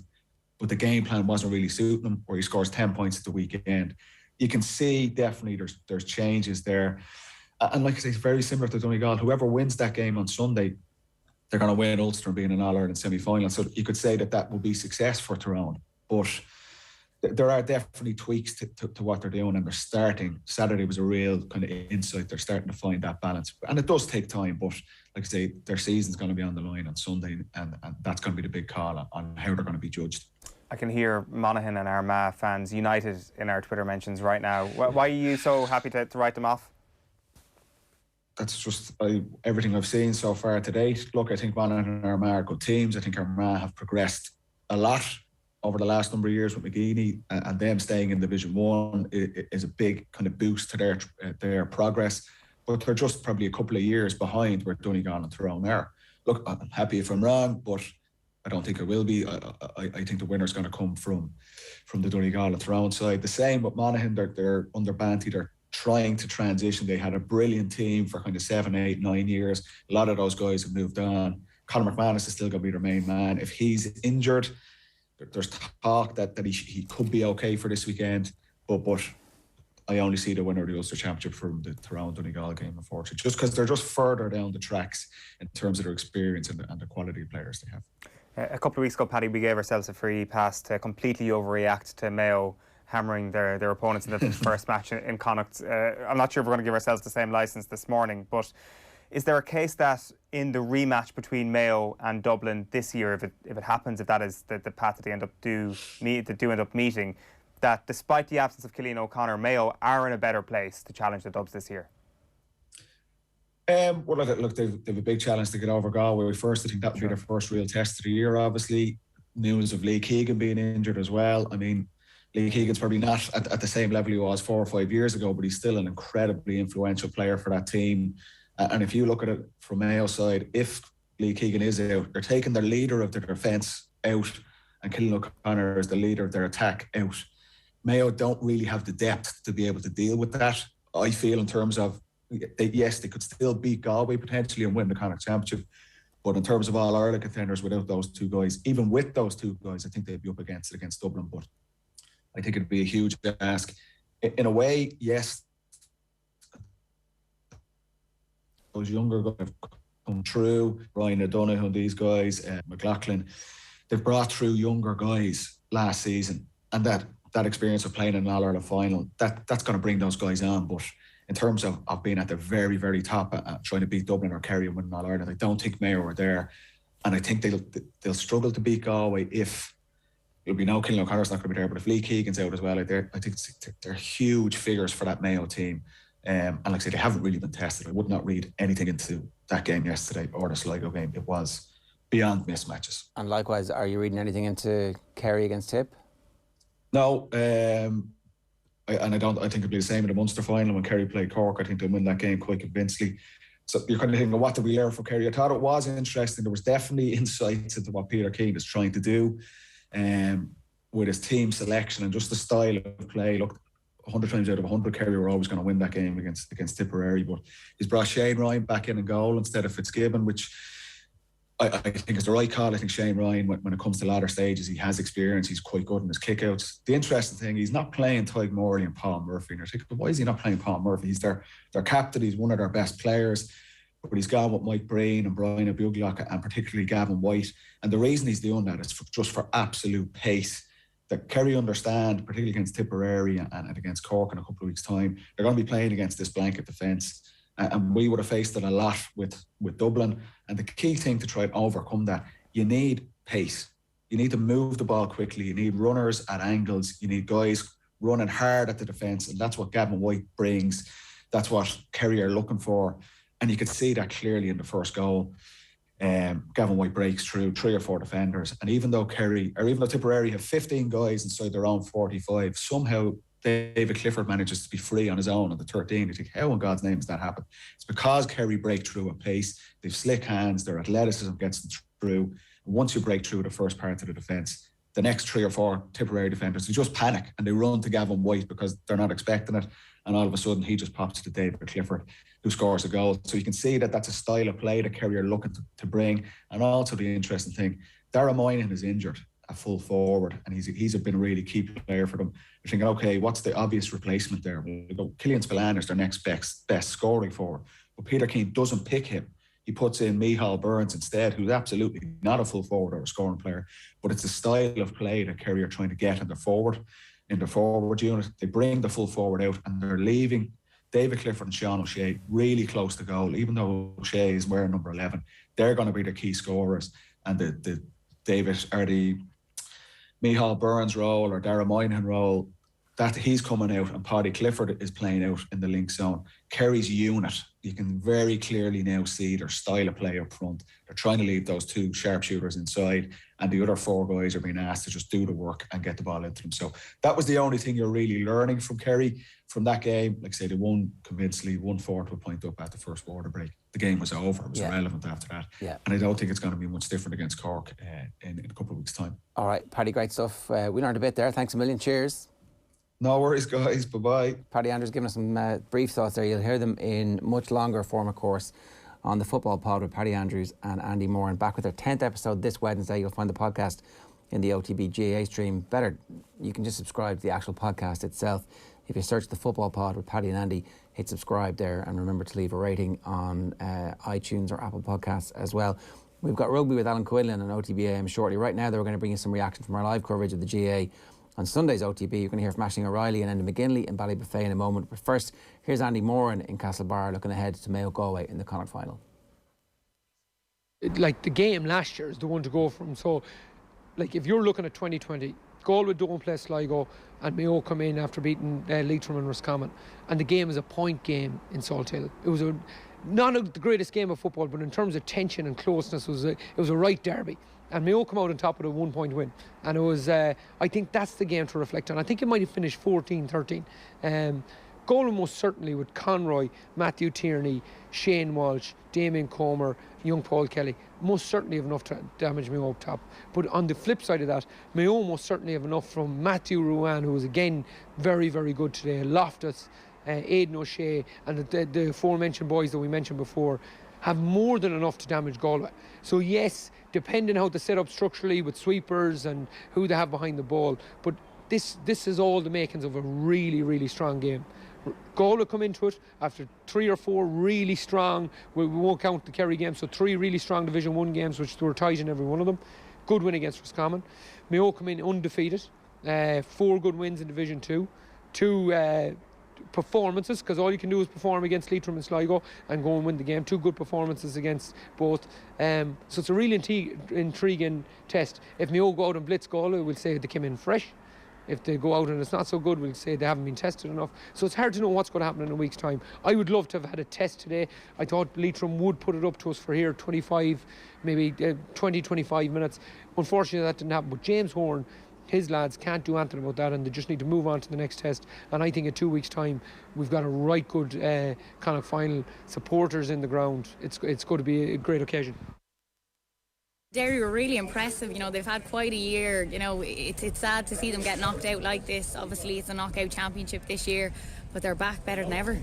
Yeah, and what was really interesting with the Derry performance today, they shot the lights out in Division 3, and everybody was saying Gallagher has shed this defensive man image, or this defensive manager image, but it was testament today to the way that it is in the modern game. You have to play it both ways. You have to, depend on the opponent that you're coming up against in the setting of the game, you have to be able to play defensive football, and they done that today. They were very, very compact defensively. Lots of men running back. As soon as they lost the ball, they were all getting back, and that was obviously a style of play Gallagher became known as, but they also showed in their Division 3 campaign what they can be like when they're in the front foot and really pushing up, and they've got huge attacking ability. So for Derry, today will really, really hurt, because they'll feel it was a game that they left behind and a famous win that they've left behind today, but they'll know in the heart of hearts that they're very close now to that very top rank of teams in the country, and they'll be looking ahead to a Division 2 campaign and to further progress. I think when the dust settles, they'll be pretty happy with their year's work.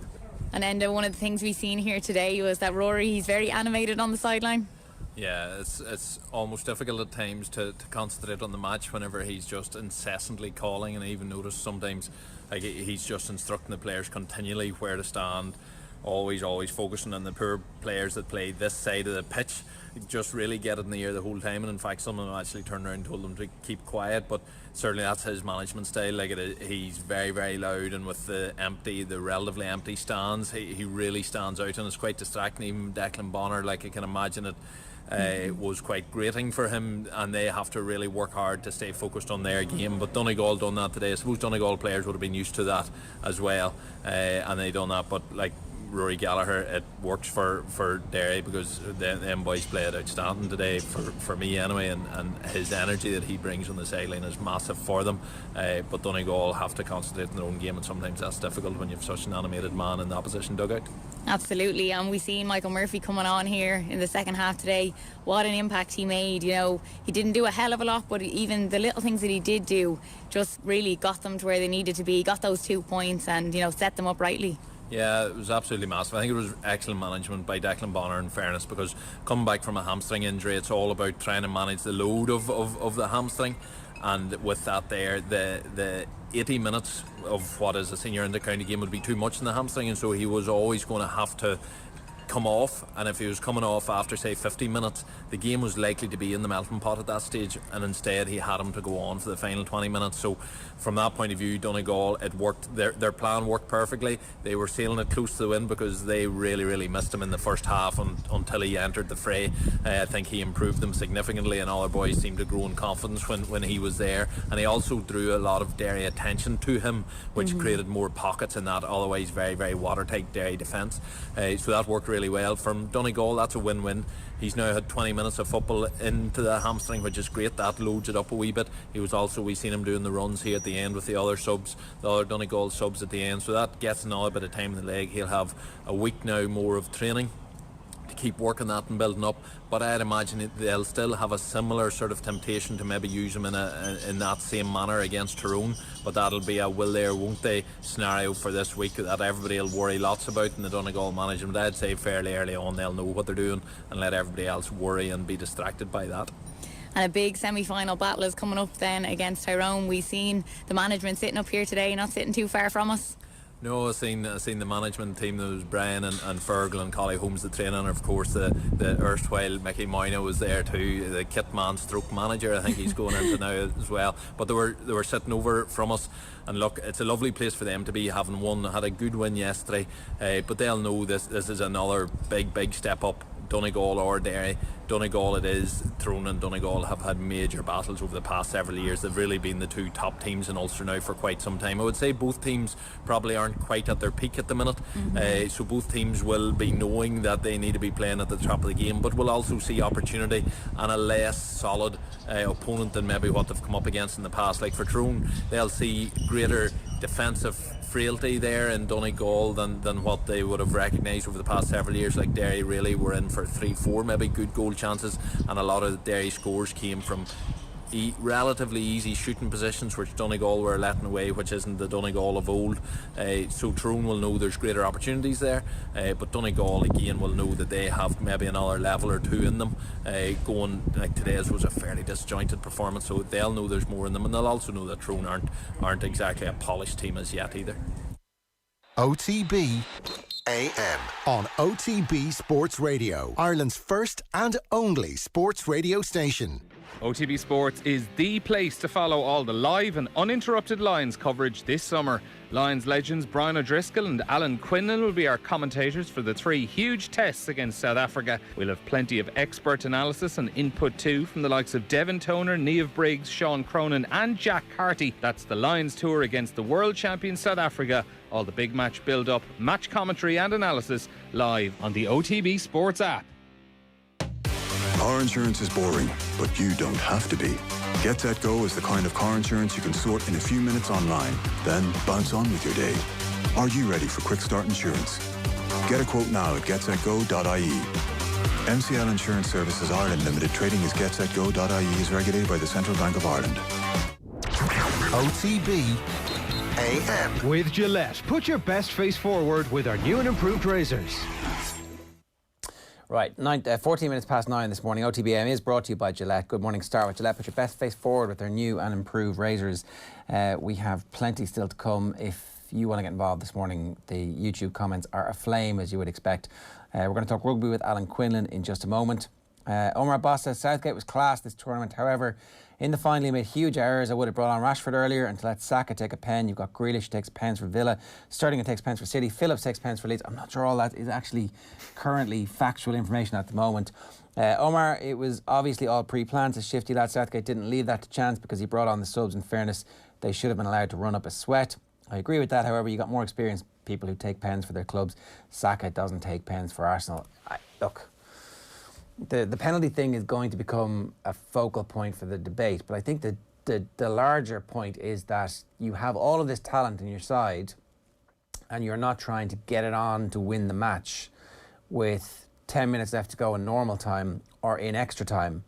You're actually playing for penalties, even though your team is more talented than the opposition. Yeah. So you've got this opportunity to go out there and be the one who knocks.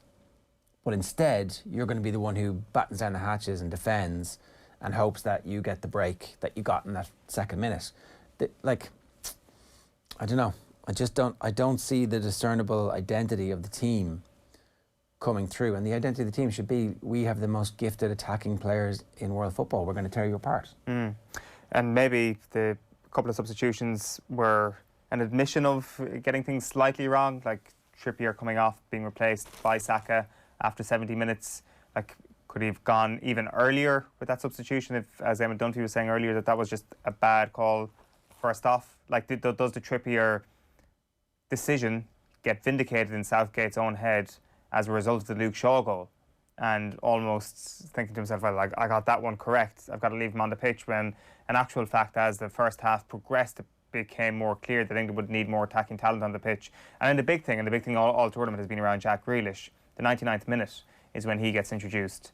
That's just too late, really, isn't it, for a fella who may not be your actual best attacker off the bench, but is your best specific attacker for this team, the one who's made the biggest impact off the bench for this team. Like, maybe he's the guy you bring on instead of Saka after 70 minutes to replace Trippier, and you do the thing where you put Sterling on the right and Grealish on the left. Yeah. And I think actually Grealish needs a little bit of time to play his way into matches. And look, I would have had Grealish in my team the whole time, but I'm biased. 16 minutes past 9 this morning. Let's turn our attention to rugby. You wait all your life for a 71-point scoreline, and then two come along in the space of 24 hours, or even less, 15 hours, 12 hours. Ireland 71, USA Eagles 10. The Lions 71, the South Sea Sharks 31. Alan Quinlan is with us this morning. Alan, good morning to you. How are you? Morning, lads. How are you? Andy Farrell's not a happy man, even though his team just racked up 71 points. I don't know what to make of it, to be honest. Again, I can only go back to what we all know. Who was the best fly half in the competition in the Six Nations? I don't know what more Johnny could do, really. This is in the aftermath of somebody who's not Johnny Sexton being called up to the Lions. What does Warren Gatland have against Johnny Sexton these days? Yeah, it's a difficult one because we don't know if Johnny Sexton was officially on standby, if he's training at the moment. He hasn't played since April. I think what Warren Gatland is saying, it's like for like with Marcus Smith coming in, a similar type player to Finn Russell. But when I heard the news, first thing I thought, God, that's incredibly disappointing for Johnny Sexton. I would presume he's kept in shape and kept training with a view to maybe being called up. But that's Marcus Smith. The other quote I should read out. Johnny is fighting fit. He's been in our camp. He's taking good care of himself, and Warren knows that. I heard the comments. I think he made the comment that it was like for like with Finn Russell and Marcus Smith. I don't know what to make of it, to be honest. No, and I think it's disappointing, and particularly when he spoke about James Ryan and Johnny Sexton when he announced the squad, the Lions, and Marcus Smith, in fairness, was brilliant the last few weeks, but he's still very, very young and inexperienced, and only made his debut for England. He was really good for Harlequins in the semi-final and final of the Premiership, but I don't agree with it. I think it's the wrong decision, and it's harsh on Johnny Sexton that, given what he did in the Six Nations. I think what goes against him is he hasn't played since April. So very disappointing for him. Another kick in the teeth, if you like. And I was surprised by it. Some people are saying, yeah, look, Smith has played really well in the last few weeks, but he's still very inexperienced. And, if he's next in line, he should have been called up. Marcus Smith wasn't being talked about when the line squad was named. So I know things change, but it's very disappointing for Johnny Sexton again. When the squad was announced in May, Gatland was obviously asked about Sexton, and he said it was to do with going to South Africa. He said probably the thing that kept coming back to us was Johnny's durability, being able to put a string of games together consecutively, big matches together. He then said he had been rested on a number of occasions, and unfortunately that's what swayed it for us in terms of not having the confidence that he can get through what's going to be a tough physical tour. In fairness to Warren Gatland, there hasn't been any available evidence that would allow him to change his mind on that. No, because I think, you know, if Johnny had played last week against Japan, at least he'd have a match under his belt and would have got out there and been active. His inactivity probably goes against him as well. So, you know, it's a tough call on Johnny Sexton, but, you know, there's an argument to say that because he hasn't played since April, it's gone against him. And, you know, Marcus Smith, as I said, grabbed the attention the last couple of weeks with his performances. But it's a disappointing one. This like-for-like situation, if Johnny Sexton is good enough, he should have been there. The like-for-like thing is look, it obviously makes sense in Warren Gatland's head, but Finn Russell and Dan Biggar are not in any way similar, and they're not in any way similar to Farrell either. Like but Biggar and Farrell, you would say, are fairly similar, and it looks like that's the direction we're going at 12. Finn Russell, I mean, look, maybe I'm wrong, and who knows with COVID. Maybe Finn Russell does start in the first test, and it's a complete wild card, and that's the type of thing that they're thinking about having here. But it does seem like it's essentially snubbing Sexton at this point. Yeah, it does. And like I say, the hardest thing, and it's probably easier, not that it's an easy decision. I think it's easier for what happened in the last few weeks with Johnny not playing and Marcus Smith playing really well. So that's grabbed the attention of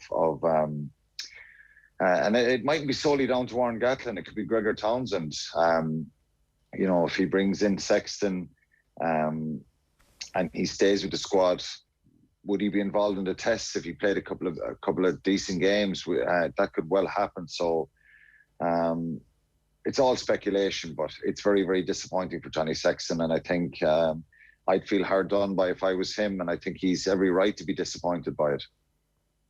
In terms of the actual performance, the game itself, obviously, it was a match against an opponent they had just played, a different team. Both teams had made significant numbers of changes, and it was relatively close. They went behind for the first time on this tour before the second half, and they absolutely blitzed them and rack up to 71 points. So how much are we learning from these matches? I know it's very difficult with the teams being mixed and matched, but what are the coaches taking, particularly from this most recent game?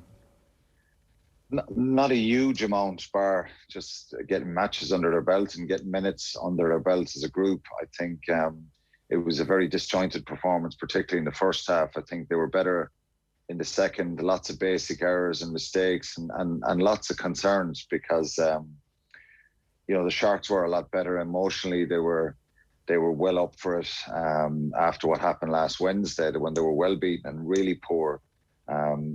We won't know until we get to that first test. The Springboks themselves are going to be massively undercooked with the Georgia game off and on all the COVID cases and their inability to train. So it's becoming a little bit farcical. It's out of their control, the Lions, but they can only play what's in front of them. And, you know, having no crowds there, traditionally when you played club sides in the Lions tours, you know, it's a great opportunity for players trying to make a name for themselves to come up against the big guns, if you like, in the Lions, and crowd behind them and the energy and all that kind of stuff that goes with it. We haven't got that, so it's a little bit more difficult. But I think there's a lot of concerns in the first half. Physically, being undercooked going into that first test could be a concern for him. Some of the handling errors were really, really poor, and I don't think Warren Gatland or any of us know what the best test side is at the moment, and maybe that'll pan itself out in the next couple of games. They play again on Wednesday and Saturday, and then you're into test week. So it's there's a few concerns there, but I think, look, match practice and match sharpness, I think that's what they're probably getting out of it the most, because you're not being tested in scrum, maul. You're not under relentless amounts of pressure. I think the tries that the Sharks scored the other day a lot of them were from mistakes and errors, things that are easily fixable. So it's hard to know, Ger, what they're learning from all this, but they can only do what's in front of them. And we're thankful for a tour. A lot of disruption last week within the Lions camp themselves with late changes before that first Sharks game. So it's a difficult situation, and it's not the same as the normal tour, even without the crowds, with all this disruption of the COVID cases in the Springbok camp and what the Lions went through last week. It's a difficult one to kind of pinpoint. But if I was a player in the squad, I just want to be getting minutes under my belt and keep that sharpness, that match fitness there. And I'm sure there's no major concerns there, because they changed the whole picture in the second half after Hendricks was sent off. I think Warren Gatland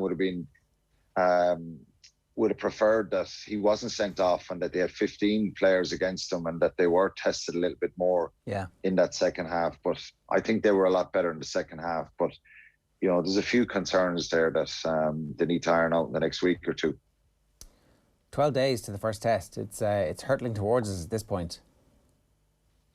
Yeah, it is, and they've 2 games left. Will South Africa A play in Wednesday? Will it be the Stormers? Who knows? So it's just been a tour of uncertainty, and again, it's kind of out of their control. But if they get another couple of games under their belt, I said this last week on Virgin Media when we're doing the highlights. Do we want to see a situation where the Springboks don't do anything, a little bit of training before that first test, and that's it, and the Lions win it, and they're going to be very undercooked. It's a little bit of an uneven playing field at the moment, because the Lions are able to play games. But again, look, there's nothing we can do. We should be thankful that we hopefully get to a situation where we get test matches, but none of it is ideal. But I think the Lions will get better, and it's getting closer now to try and nail down who's going to start in that first test, particularly whatever about this Wednesday, the Saturday game. I think you'd have to be trying to play as close as possible to the team they're going to start in that first test the week after. Does that create then this weird sense of pressure, Alan? Obviously, where, like I said, was framed initially as, wow, world champion South Africa at home, they're going to be really up against it. Now it kind of feels like the tables are turning quite significantly, where it's like this team, as you say, are undercooked, underprepared. And is anything other than a series win going to be an acceptable outcome?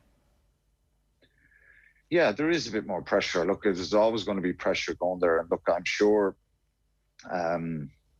it's just not ideal. I just hope we're not talking about a poor Springboks performance through the test series because of what's gone on.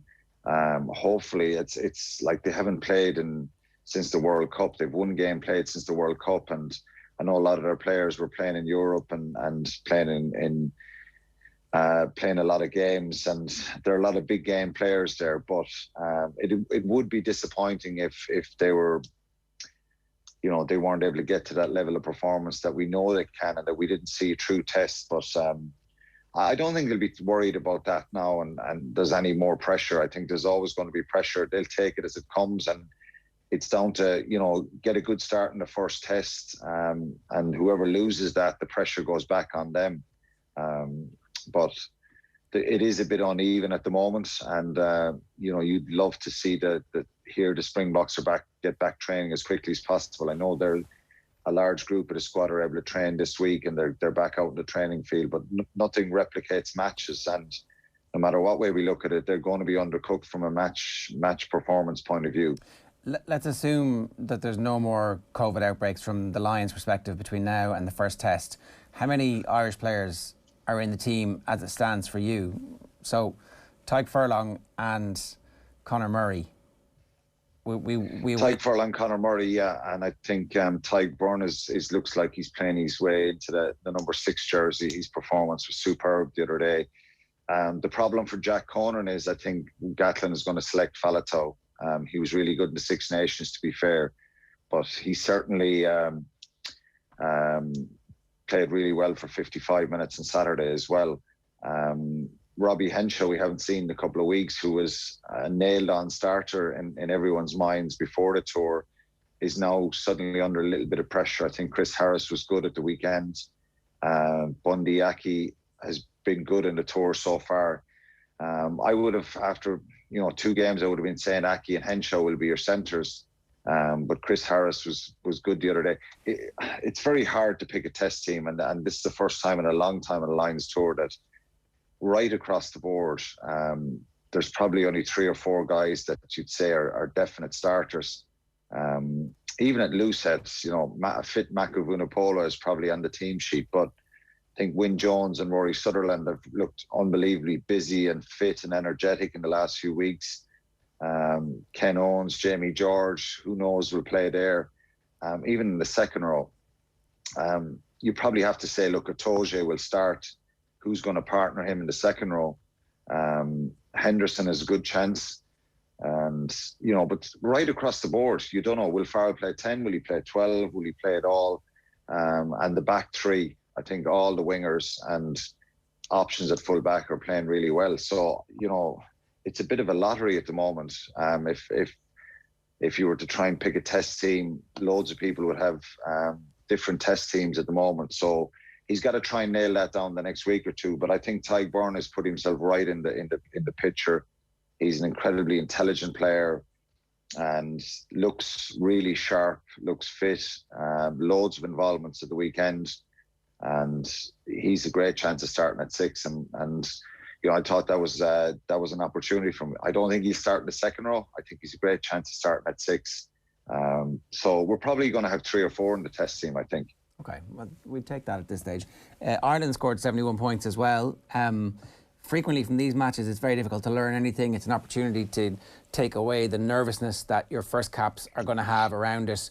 But actually, was there some bits and pieces that we'd be looking at that going, definitely, this wasn't entirely meaningless as completely one-sided matches go?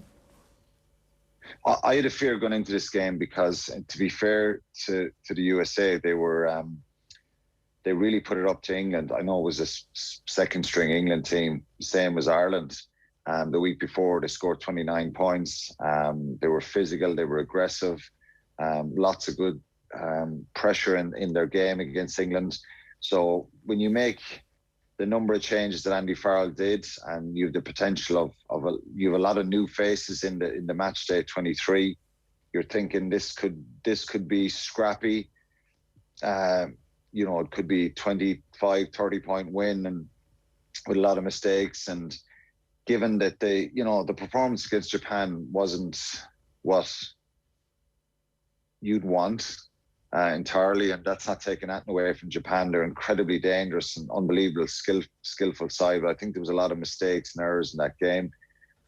It was a good win in the end, don't get me wrong, but I was really pleased with what I saw on Saturday. I thought there was a ruthlessness there and an energy about the performance that was brilliant. And of course, everybody's going to say, well, America were useless and they played really poor and they were they weren't good at all. But I just thought the ruthless nature of the performance, scoring 71 points after being a slow start, the first 10 or 15 minutes, there was mistakes, line out inaccuracies, turnovers, all that kind of stuff. I thought it was brilliant to watch. I thought the passing, the execution, the ambition, and there's probably less pressure. And when things start to go for you, of course, you can start throwing caution to the wind a little bit. But I just love the fact that there was a load of accuracy there and there was a load of intent to keep attacking. They didn't go back into their shell anyway. When they got good scores, they went pretty much straight back up the field trying to get score again. I know the sending off probably did affect the game, but there was so much that I was really pleased with. And to get 8 new caps, I think that's 14 new caps in the last 12 months from Andy Farrell. So part of that transition leading on to the next World Cup, I think it was really pleasing to see some of the performances from those new caps. Yeah, good stuff. Alan, great to have you back. Thanks a million. Cheers. Cheers. Thanks, lads. That's Alan Quinlan helping us to count down to the Lions tour. And of course, every single minute of every single game live on Off the Ball on News Talk of the Lions tour. We're 12 days away from the first test and still no real clarity about what's actually going to happen. We assume for now that those tests will happen And we'll keep a very close eye on the news coming out of the South Africa camp in particular with regards to their positive COVID tests. It's 9:34 this morning. OTB AM is brought to you by Gillette. Good morning. Start with Gillette. Put your best face forward with their new and improved razors. A reminder, of course, our Lions coverage is brought to you in association with Vodafone, lead partner of the British and Irish Lions. Coming up on OTB Sports Radio today, the Euro show with Shane, Eoin and Damien Delaney. Shane squeaked out a win. Just about squeaked out a win last night as on our predictions battle, but I beat Nathan, so that's really all that matters. So Nathan finished last, is it? Exactly. Does he have a karaoke forfeit as well? Ah, that's a good idea. The taxman's come and taken all my dough and left me in a stately home. He'll do that one at the drop of a hat. You don't even have to twist his arm at all. He'll just break into it. OTB Gold today is Luke Keaney at 1 o'clock, State of the Union at 3, Culture Hall of Fame is 4, Michael Quinlan after his Rio exit is OTB Gold at 6, and from 7 tonight the show is back in glorious Technicolor. A reminder, tomorrow we're talking to the Wexford boss Shane Roach about facing Dublin. There'll be fallout from the Euros and much more as well. Right now, reaction to the weekend sport with Vincent Hogan and Johnny Ward on the Sunday Paper Review. Joe, enjoy. I might start with that front page, by the way, on the Sunday Times, on the Lions front. The news now from the South African camp, not good. 26 positive COVID cases in South African camp. This is Brendan Nell writing here, Vincent. So the South African rugby officials have flown in their chief security officer and chief medical officer to the Springbok camp to ensure that protocols in the biobubble are being followed. It would seem that the South African rugby chief executive, Jury Roux, also turned up at the hotel and, according to the Sunday Times here, read the riot act to the team this week, warning of the severe financial consequences if the tour is cancelled because of a COVID outbreak. And Roux, that's Jury Roux, the South African chief executive, has also sent in Rory Stein. So Rory Stein was Nelson Mandela's bodyguard back in the day. So he has been sent in to make sure that protocol are being obeyed. And then one complicating factor with the test on July 24th to come, the first test, players have to undergo a medical before playing test to ensure no lasting damage was done to their heart and lungs by COVID. That process can delay the return by up to 17 days. So things are getting very sketchy here. I don't know the ins and outs of that 17-day process, but it's mentioned here in the Sunday Times, tests on heart and lungs. And like I said, first test scheduled for July 24th. So things are getting very tight now. It's quite interesting, Vincent, to see the South African chief executive reading the riot act, as the Sunday Times puts it, because the Lions have had 2 cases, but in fairness to them and their procedures, those 2 cases have been contained, whereas this seems to be ripping through the South African camp at the moment. It does, Joe, and it does remind you, you're kind of from this remove, you're still asking yourself, why is this tour going ahead? It doesn't make a hell of a lot of sense from this distance. But of course, one of the reasons it's going ahead is the South African Rugby Union needs the finances from a Lions tour. So I would say the chief executive there, that they're probably living on their nerves here, because this seems to be hanging by a thread. But what I find really interesting about the coverage this morning is the divergence of opinion between those of us who are on this side of the equator and those of us who have actually travelled. And Stephen Jones, writing in the Sunday Times, is very much buying into the siege mentality that I presume Warren Gatland wants his travelling party to, absorb, I suppose, because of the extraordinary conditions. And Stephen's piece is very interesting to me because he starts by writing about the Welsh hooker Ken Owens, and the players are consistently getting these messages: stay in your room. So for Wednesday, Ken Owens basically spent the day in his room playing Candy Crush Saga on his phone. Now, this is so far removed from the traditional idea we have of being a Lions tourist in a country like South Africa, and all of the social aspects of it, and the meeting and greeting local people, going and giving coaching sessions. Here is a player in his room on his phone playing games. But the quotes that stand out for me from Stephen Jones, who is over there, he says, it may be significant that the opinion seems to differ sharply when you draw an equatorial line across the arguments. It may be significant that no one in the Lions party is less than totally dedicated to getting the job done no matter what. And no one in the small group of camp followers in other professions reporting technical, etc., differs. It may be the sharing of similar privations, or it may be that inspiration is something that comes from being up close, but some of us are becoming increasingly inspired by the tenacity and professionalism of these lions in the face of the enemy, brackets, the virus, not the Springboks. And that's so far from, I'm reading Rory Keane in the Mail, Brendan Fanning in the Sunday Independent, and they're taking what seems to me is a perfectly logical analysis of this, which is it's a misadventure from day one. It shouldn't have gone ahead. But Stephen Jones, who's out there, is buying into the siege mentality. What's your read on it, Johnny? Yeah, it's, I suppose, explained there by Vinny that, if...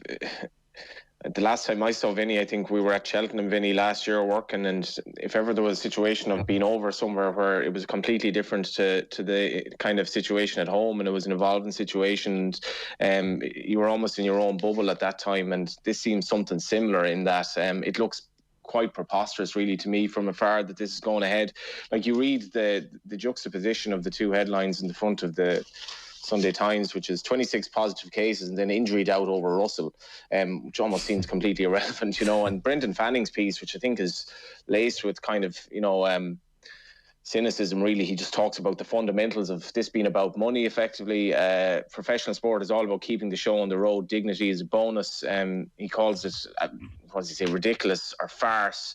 And he talks about how the Heineken Cup was actually born out of the idea that they needed professional players to be playing more rugby. And it's just astonishing how many cases are. Like, I haven't really been following the lines, to be honest, and I'm less inclined to follow it when I hear every day of, the latest kind of COVID farce.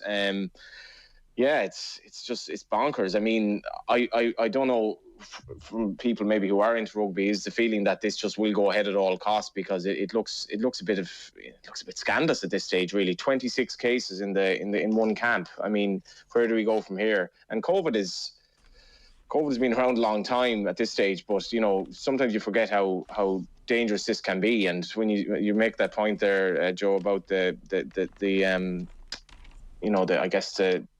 doing the tests so that you're not showing any repercussions several days later and so forth.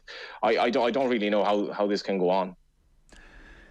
Yeah, it seems like it is going on. The threat of long COVID, I'm sure, is one that's occurred to lots of the players, and that would have a devastating effect on their careers. For one thing, it seems, Vincent, as if this is going ahead, there is an existential threat to the finances of South African rugby. They need this test and the television money and everything that might go with it desperately. There is no room in the calendar for this to happen next year. So you get the impression they have just decided that the option of flying everybody up to the UK is off the table logistically. Flying down to Cape Town might help in the short term, but really this is a wave and it's working its way through the country. So Cape Town will be just as affected very, very soon. You get the impression they're just hanging in there and just hoping that the 3 tests go off without a major hitch. And by a major hitch, I mean either so many cases that one of the games has to be cancelled, or so many cases that the integrity of the game really is always remembered as being somewhat dubious. And they figure, I would think, if we can get out of this with 3 really good test matches, then the slightly ridiculous start of the tour, which is what we're enduring at the moment, will be forgotten. They may well be correct in that assertion if it goes that way, but at the moment, the 26 positive COVID cases in the South African camp, the way the Lions were affected midweek, from this vantage point, the likelihood of those 3 tests going off without a hitch seems near impossible. Yeah, I mean, I think you said the first test is it 24th? Yeah. It seems an eternity away in these circumstances. And Rory Keane mentions the fact that of 59 million South Africans, I think 3% have been vaccinated at this stage. We've no real clarity either on how many of the South African players or their extended party have been vaccinated. And that's something, that Brendan Fanning touches on. He writes, it beggars belief that in such a risky adventure, both camps were not out front on the issue of vaccination. Lions managing director Ben Calvley was simply evasive on why the round of double jabs did not cover every man and woman in the travelling party, which is astonishing to me. listening to him dodge the issue was like hearing a platoon commander as his troops were going over the top, conceding that not everyone had live ammo, as it should be a matter of personal choice. Yeah. Like, that sums up the almost comedic nature of this. And I just find it very hard to see in a situation where today we're hearing 26 positives in the Springbok camp, 14 of whom are players. It's very hard to see how we get to July 24 without this disintegrating further. And, you know, an interesting piece by Stuart Barnes in the Sunday Times, he makes what I think is the not unreasonable point that maybe the way they should have gone is just play 3 test matches. If you want to go ahead, play the 3 test matches, but any warm-up matches should have been played on home soil. The idea of having the South Africans come up and play in the UK, I think that was going to be done on the basis that the British government would underwrite it financially, which they clearly were not going to do. But it's just been this kind of situation from the get-go, from a year out almost, where you're saying it's just not sustainable to do this, is it? I do have some sympathy for them in that this third wave has coincided with the tour, so it's been disastrous timing, really. I agree with Stuart Barnes' point about just play the 3 test matches makes perfect sense. Like, I think it's him in the Sunday Times as well who says that, you know, Warren Gatland effectively knows his team anyway, that these warm-up matches increasingly have become a waste of time. They were useful back in the day when a head coach mightn't be that familiar with all the players, but these days, modern technology being what it is, Warren Gatland knows everything there is to know about these players. So there is no great need for these warm-up matches. Like, to play the Sharks twice, I mean, I can't say we were all chomping at the bit to watch that rematch last night.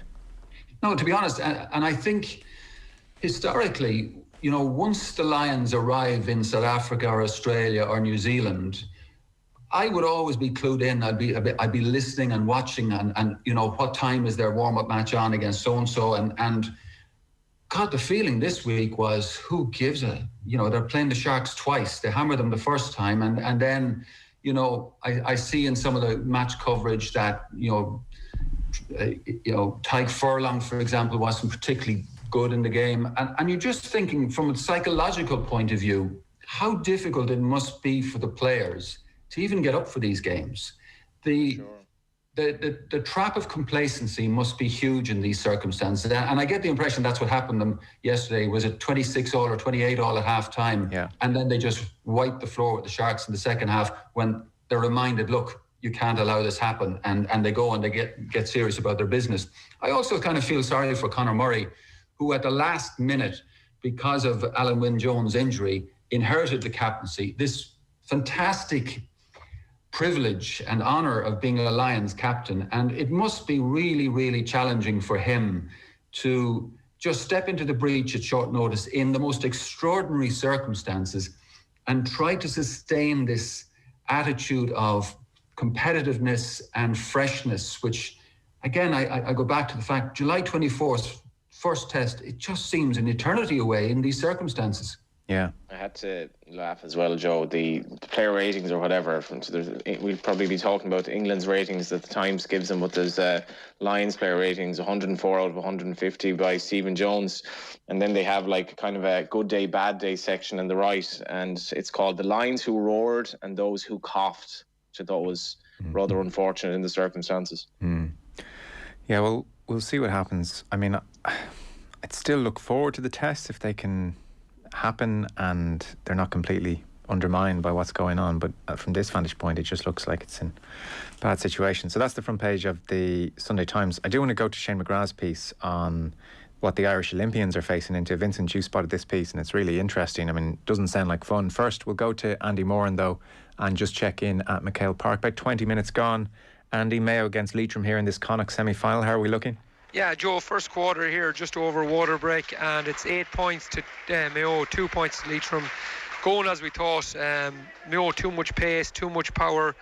Leitrim doing a couple of things really well, but instead of playing the direct ball, which will kind of even out the game for them, they're playing an awful lot of the game in the middle sector, and Mayo, every time they turn them over, it's score after score. And up front for Mayo, it's all about Ryan O'Donoghue, 2 points, 3 assists, Tommy Conroy 3 points, and Matty Rowan 2 points as well. So they're the guys that are really doing the damage here to the Leitrim team. Very good, thanks. to Andy Moran. 20 minutes gone in that game. Mayo in control thus far. So page 64 here, the Mail on Sunday, Vincent Hogan. Danger zone. Ireland's Olympians are flying into a city clouded in risk and uncertainty, and the team's medical experts are gearing up for, quote, unbelievable challenges. The couple of weeks in the build-up to these games for the athletes are laid out here brilliantly by Shane McGrath, and, well, it's no fun, to say the least here. No, and, it's interesting that you're trying to imagine what this is going to be like over there, Joe, because I always think from an athlete's point of view, going into the athlete's village must be one of the most exciting experiences of all time. I think Billy used to refer to it as Fantasy Island, and you see all of these young, fit, healthy, excited people convening and mixing, and just the social side of it just forever memorable for the rest of your life. And I honestly wonder, for some of the athletes who are going, do they really know what they're facing into? Because it's not going to be anything like a traditional Olympics. I think there's 114 on the Irish team now, maybe one more or two more to fill in, but they know what they're facing now in terms of competition. But the circumstances they're flying into, and finally we have the situation where they're going business class, so there's comfort in travel. But even going business class, they're going to have to wear, or they're being advised to wear, PPE with visors, and they're going to have to wear special masks. So this is for the 12-hour flight or whatever it is going to take them to get to Tokyo, and then they go into a kind of a quarantine for 3 days. And they also, for a lot of individual athletes who are going on their own, they'll have to share a room with probably someone they don't even know. So it just strikes me, ordinarily I'd be going. I've been at the last 6, but I really wasn't comfortable traveling to this one, so I pulled out in early March. And I'm so relieved I'm not going, Joe, because there is no sense of the locals wanting you there. I think after a huge acceleration of the vaccination program, there's now about 16% of the locals have been vaccinated. It's nowhere near what would make them comfortable. But with an Olympics, the IOC holds all the cards. And I get the impression the Japanese government has been forced into a corner that they have to go ahead with this because they will pick up the bill on everything. And we now have a situation where we know it's going to be behind closed doors. The whole experience for these athletes going over there is going to be so different from what historical the athletes experience. So this is why I was really taken with this piece. Shane interviews Dr. Jim O'Donovan, who's the Chief Medical Officer of Official Federation of the Olympic Federation of Ireland, and he also talks to Dr. Kate Kirby, and it just sets out the practicalities of this, and they're practicalities like nothing we've ever known for Olympic athletes in the history of the Games. No, it's true. It seems Team Ireland will have a vaccination rate of close to 100%. They've to keep a diary of all their symptoms and their general health for the 14 days prior to the flight. The flight, it seems, is the riskiest part of the whole endeavour. They're, as you said, in quasi-quarantine for 3 days afterwards. They'll have tests both sides. It's interesting, the team are flying out in different cohorts. So there'll be, even though there's 114 members, they're going out in 10 different travelling parties, because it seems that in some circumstances the public health situation over in Japan will describe the whole plane as close contact. So they want to obviously avoid a situation whereby there's one positive on a plane with the vast majority of the Irish Olympians, and then carnage would ensue. As you said, business class, PPE. It seems they're all being given FFP2 masks to wear right across the games, which have filtration system in part. So 3 per day have been given to all the athletes, which in fairness seems like a plentiful amount and should help the situation. But yeah, full on, and the piece kind of concludes with Shane McGrath saying that the athletes' thoughts will be consumed by the need to do the right thing all the time, be in the right place, do everything absolutely perfectly, and then they'll have to find time to manage the performance of their lives, which, you know, it's almost like an afterthought, the perform well part, if you can just get through all the protocol. As a matter of interest, Vincent, did you decline going on ethical grounds, or was it just more the personal risk, or just that you thought the experience would be a bit miserable? No, it was personal risk. I have an underlying health condition, Joe, and I would have been advised very strongly by the consultant not to go next or near it. Right. So I made the call quite early, so it wouldn't inconvenience the company too strongly. But the other thing to remember here is as well, you know, a large part of the Olympic experience for the athletes is when their event ends, be it well or badly, they stay in the village and they can soak it up and go into the host city and really be part of it and feel welcome and feel exhilarated by being Olympians. My understanding is that as soon as your event is over, you're flying home and you're getting out of there. So I just feel very sorry for the Olympians, particularly those, you know, who are probably, this was their only shot at it, and they may even not be in as good shape now as they would have been a year ago. This is not the Olympic experience that they should be having. And I know it's great for them to be able to say for the rest of their lives they are Olympians, and that is a hugely, you know, special distinction to have. But these games are going to be games like no other.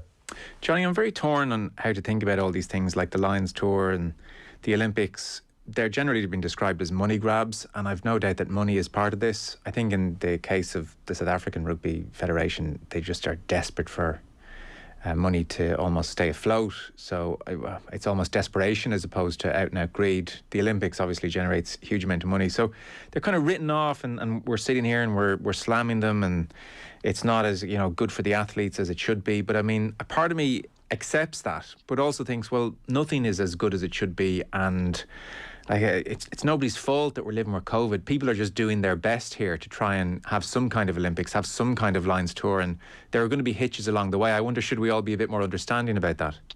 I'm the same as you. I'm torn between, well, like when you see a line in that piece that Shane wrote, that is another mitigation against an outbreak that could end the dream of an entire team. I mean, that just seems so bonkers if you go back to pre-COVID times. We are living in truly extraordinary situations. But like, I wasn't aware when Vinny references that he's an underlying condition there, just for example. And when you consider, you know, that there, what do we say, 26 outbreaks in the Lions squad, and if you consider then, you know, the close contacts of those and the potential for somebody else then to get it who does have an underlying condition, it does make me wonder, do they really care about the human costs of the people involved, and is it essentially about just keeping the show on the road because they have to for money reasons? I don't know. Like, I think the Olympics will, I think a lot of people will watch with a lot less interest because they know a lot of people will think that this should not be going ahead. I've sympathy for the athletes because, as Vinny says, it might be our last chance, but I don't know. I think like everyone else, I just want this to be over now. And, you know, I think we should, from the racing and kind of football perspective, it does remind you how lucky we've been that the show has been able to go on, you know.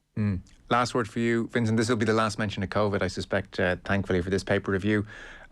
That balance between money grab and this is all wrong and the human cost versus everybody's just doing their best here to try and continue some way normally. And I do have sympathy to the latter argument as well, I must say.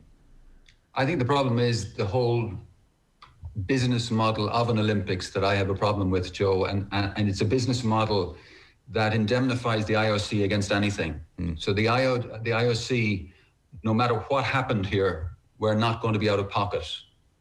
The Japanese government were going to be hugely out of pocket. So they have to honour all of the contractual obligations, as in television and that. And that was going to fall back on the Japanese, and accordingly on the Japanese people. That's the problem I have with the whole business model of an Olympics, which has always been weighed so heavily in the favour of the IOC. And I remember distinctly leaving Rio after the games there. And if you remember 2 years earlier, they had the World Cup in Brazil as well.